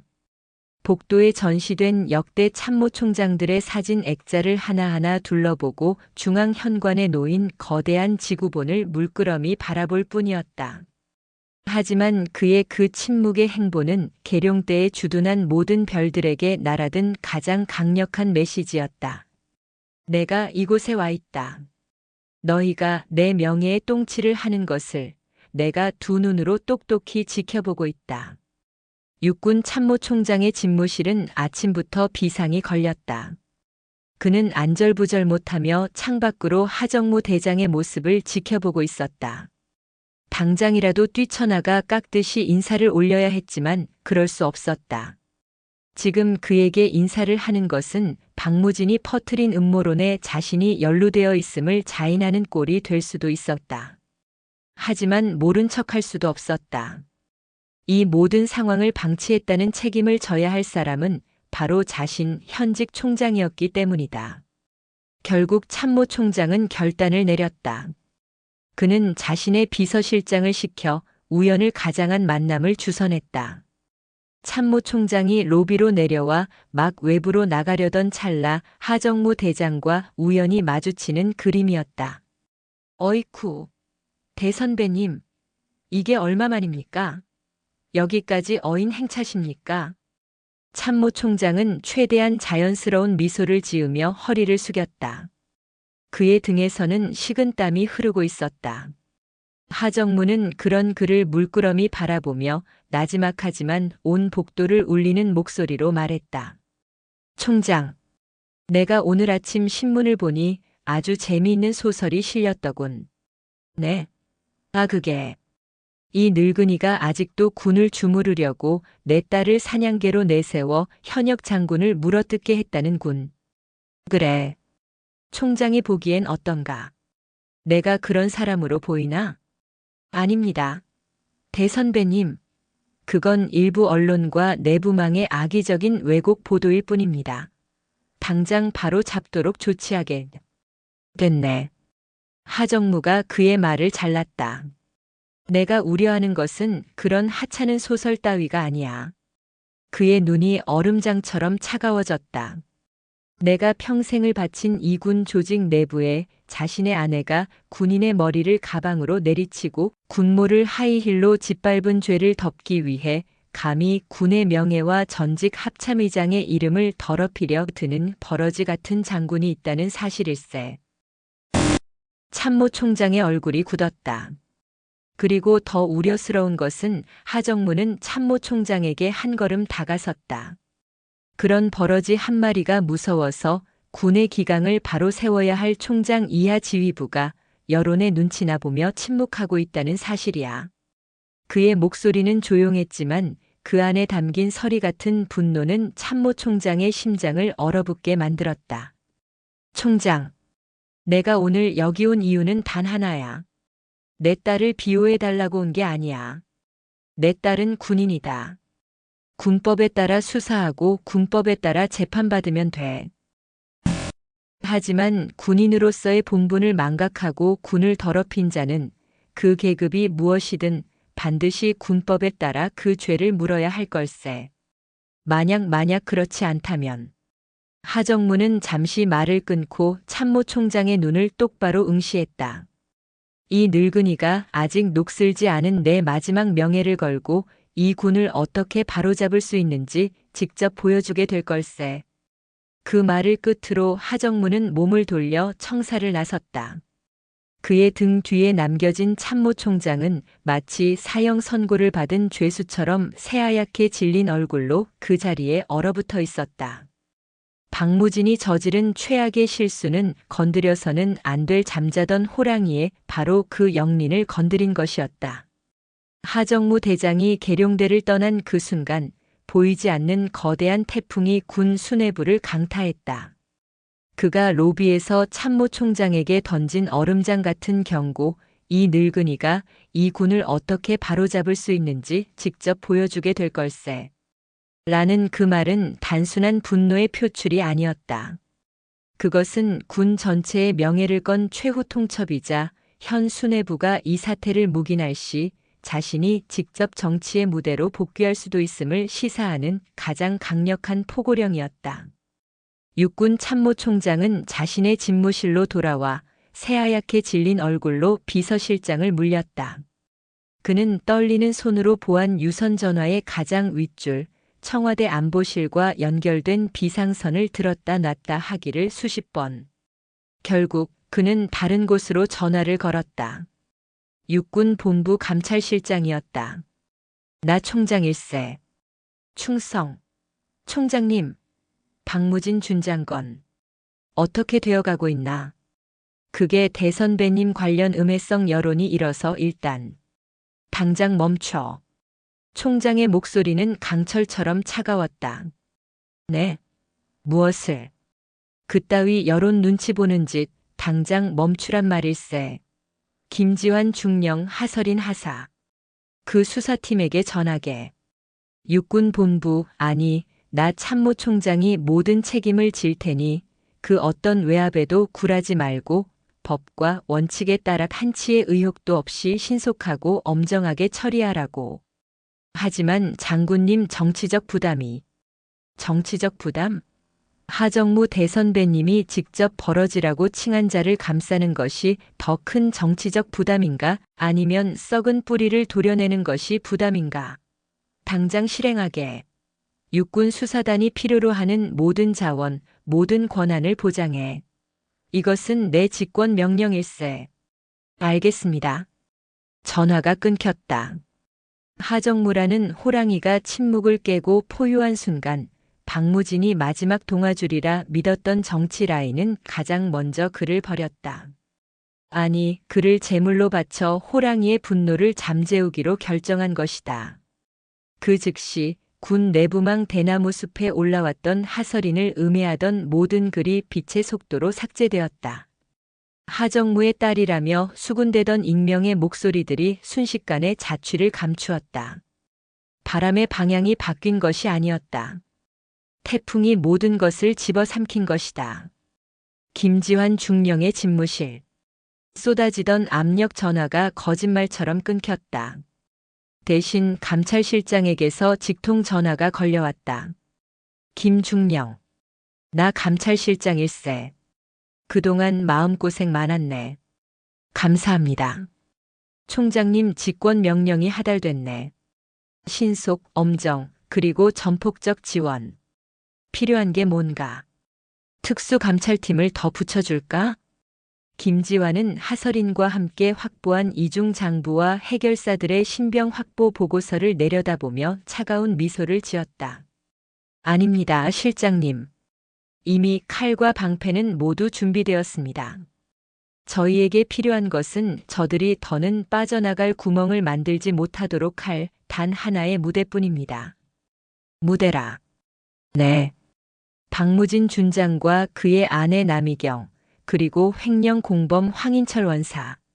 오늘 아침 제 군모를 짓밟았던 하하사를 폭행한 그 현장 관련자 전원을 소환하여 합동대질 신문을 진행할 수 있도록 승인해 주십시오. 좋네. 지금 즉시 승인하지. 계룡대 군사법원 제1신문실을 내주겠네. 가서 완벽하게 짓밟아 버리게. 다음 날 계룡대 군사법원 제1신문실. 이곳은 군 내부의 가장 중대한 범죄자들을 다루는 가장 엄중한 공간이었다. 차가운 공기 속에 하설인 하사와 김지환 중령이 수사관석에 앉아 있었다. 그들의 앞에는 산더미 같은 증거 자료가 놓여 있었다. 육중한 철문이 열리고 3명의 피의자가 차례로 들어왔다. 가장 먼저 이미 수갑이 채워진 채 초췌한 얼굴의 황인철 원사가 고개를 숙인 채 들어와 자리에 앉았다. 그 다음 박무진 준장이 들어왔다. 그는 아직 현역 장군이었기에 수갑은 차지 않았지만 어젯밤 모든 연락이 끊기고 자신의 정치 라인이 공중분해되었음을 깨달은 그의 얼굴은 이미 살아있는 시체처럼 새하얗게 질려 있었다. 마지막으로 남이경이 들어왔다. 그녀는 이 모든 사태의 심각성을 전혀 알지 못했다. 그녀는 여전히 자신이 피해자라고 믿고 있었다. 어머, 이게 다 뭐예요? 당신들 지금 나를 이런 범죄자 놈이랑 같이 앉히는 거야? 여보. 그녀는 박무진을 바라보며 소리쳤다. 여보, 당신 뭐해? 이놈들 당장 군복 벗기라고 안 하고. 저기 저 하사년. 내가 감히 나를 여기까지 끌고 와?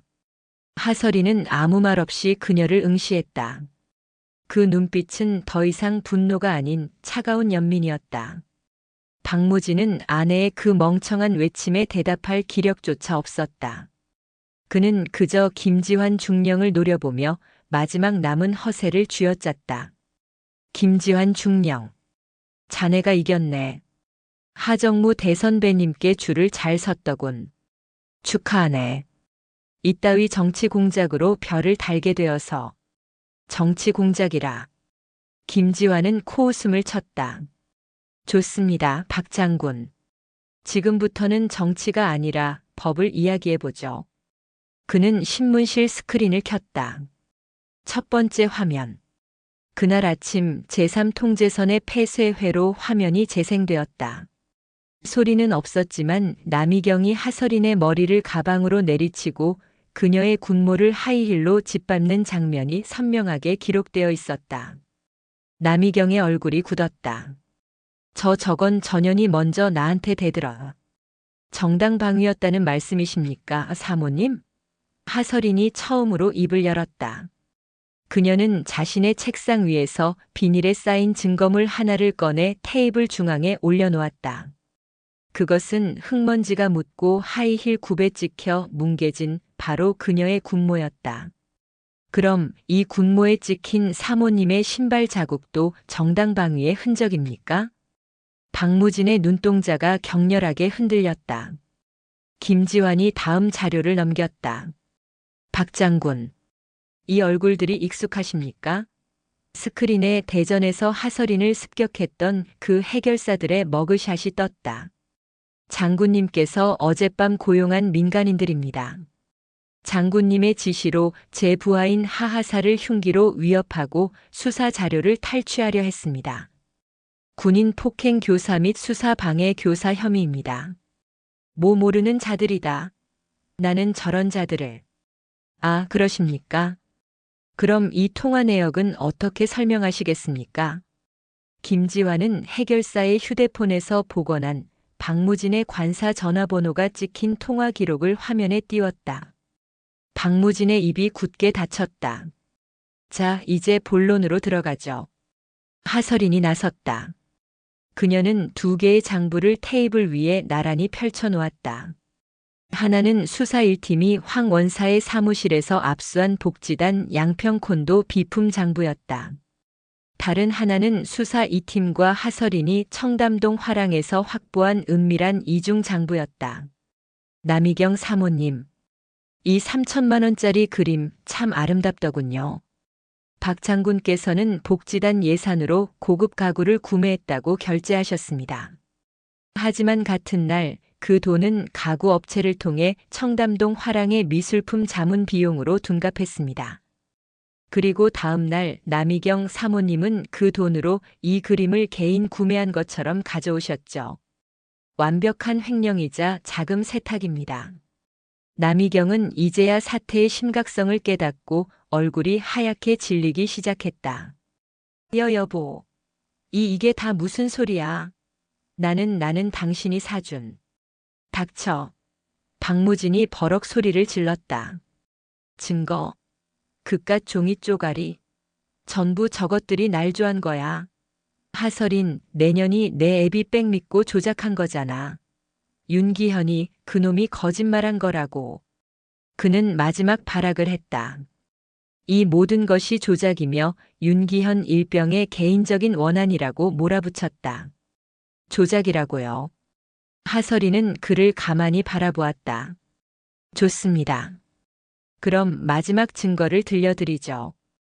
김지환 중령은 신문실의 고성능 스피커와 노트북을 연결했다. 그리고 재생 버튼을 눌렀다. 치직. 야. 신문실 전체가 남이경의 그 얼음장 같은 목소리로 울려 퍼졌다. 이 개새끼가 지금 나랑 장난해? 내가 언제 거기 거 사오랬어? 이 멍청한 새끼야. 챙, 챙.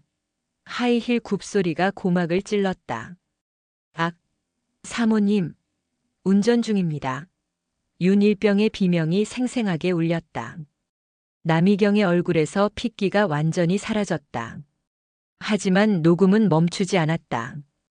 가장 끔찍한 부분이 남아 있었다. 어머 징그러워라. 너네 집은 다 그렇게 빌빌대니? 내 애비는 병으로 빌빌대고 너는 내 밑에서 빌빌대고. 아주 가난이 뼈에 박혀 있구나. 신문실의 공기가 얼어붙었다. 황 원사조차 고개를 들지 못했다. 박무진의 눈은 초점을 잃고 허공을 응시했다. 저건 조작이야. 거짓말이야. 전현이. 남이경이 이성을 잃고 하설인에게 달려들려 했다. 내가 너. 그 순간 신문실의 문이 열렸다. 군사경찰의 보호를 받으며 깨끗한 전투복을 입은 윤기현 일병이 걸어 들어왔다. 그는 더 이상 떨지 않았다. 그는 남이경을 그리고 박무진을 똑바로 바라보며 방금 전 재생된 그 목소리를 향해 말했다. 조작이 아닙니다. 그의 목소리는 작았지만 신문실 전체를 울렸다. 제가 녹음했습니다. 저 여자는 제 부모님을 모욕하고 저를 짐승처럼 때렸습니다. 저 여자는 악마였습니다. 모든 것이 끝났다. 남이경은 그 자리에 주저앉아 어린아이처럼 울부짖기 시작했다. 박무진은 자신의 어깨 위에 달려있던 그 보이지 않는 별이 산산조각 나는 소리를 들었다. 그는 힘없이 의자에 주저앉았다. 하설이는 자신의 짓밟혔던 군모를 들어 테이블 위에 다시 올려놓았다. 그것은 모든 심판의 시작이자 끝이었다. 그날 오후 군은 역사상 가장 신속하고 엄중한 징계위원회를 소집했다. 하정무 대장이 계룡대를 방문한 지 만 하루도 지나지 않은 시점이었다. 피징계자 준장 박무진. 그의 죄목은 열거하기조차 힘들었다. 배우자에 대한 관리 감독 소홀, 부하 병사에 대한 상습 폭행 및 인권 유린 방조, 지휘관으로서의 품위 유지 의무 위반 상급 지위를 이용한 부당한 수사 외압, 직권 남용, 민간인 폭력배 고용 및 군인 폭행 교사, 그리고 3천만 원의 국고 횡령. 위원장인 군단장이 징계 결과를 낭독했다. 주문. 피징계자 준장 박무진을 강등에 처한다. 방청석에서 숨죽인 탄성이 터져나왔다. 단순한 보직 해임이나 정직이 아니었다. 그의 어깨에서 별을 떼어내고 다시 무궁화 3개짜리 대령으로 끌어내리겠다는 군인에게는 죽음보다 더한 치욕을 선사하는 선고였다. 군 창설 이래 현역 장성이 비리나 범죄가 아닌 품위 유지 문제와 갑질로 강등당한 것은 처음 있는 일이었다. 이것은 참모 총장이 약속했던 본보기의 가장 잔인한 형태였다. 그의 어깨에서 빛나던 별이, 그의 모든 것이었던 그 별이 그렇게 부서져 내렸다. 그의 몰락은 그것으로 끝나지 않았다. 그는 강등된 채 불명의 전역이 결정되었고 연금은 몰수되었다. 또한 횡령 및 폭행 교사 혐의는 민간 검찰로 이관되어 수년간의 실형을 선고받게 될 터였다. 남이경의 삶은 더욱 비참하게 무너졌다. 그녀는 상습 폭행, 특수 협박, 횡령 공모 혐의로 그 자리에서 민간 경찰에 인계되었다.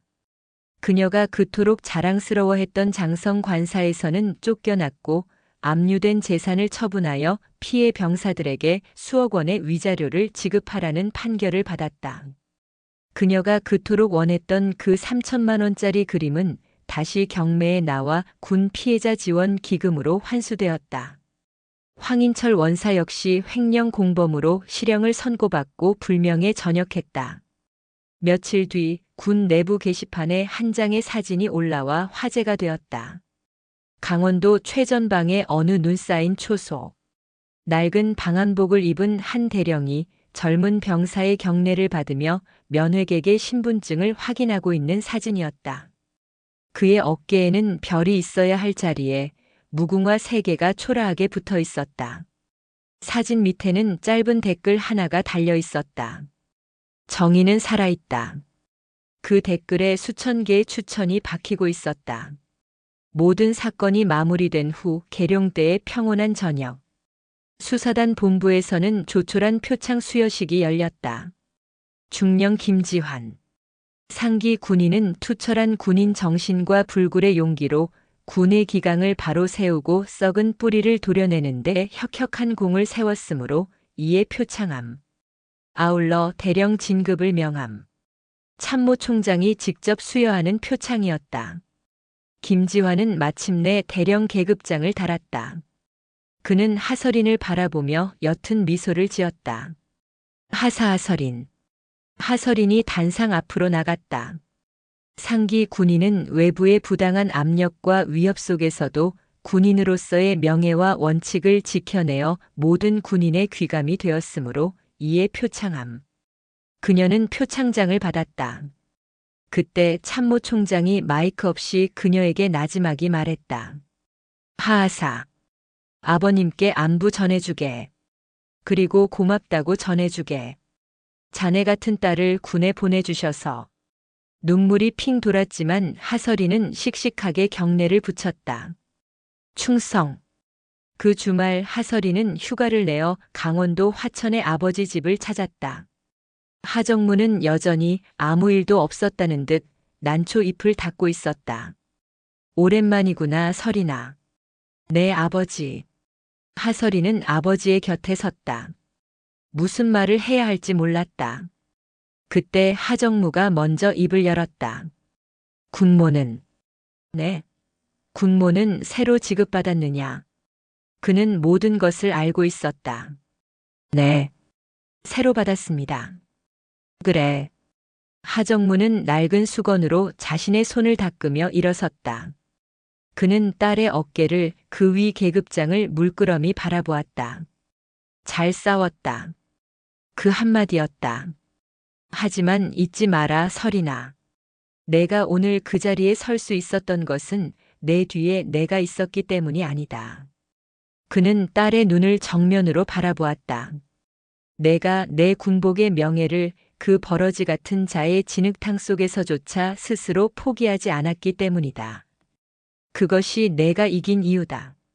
하설이는 그제야 깨달았다. 자신을 지켜준 것은 하정무의 딸이라는 이름이 아니었다. 그 짓밟힌 군모를 포기하지 않았던 하설인 하사 자기 자신의 의지였다는 것을. 그녀는 아버지에게 군인 대 군인으로서 가장 완벽한 경례를 올렸다. 충성. 아버지는 따뜻하게 웃으며 그녀의 경례를 받아주었다. 화천의 맑은 가을 하늘 아래 한 명의 진정한 군인이 그렇게 태어나고 있었다.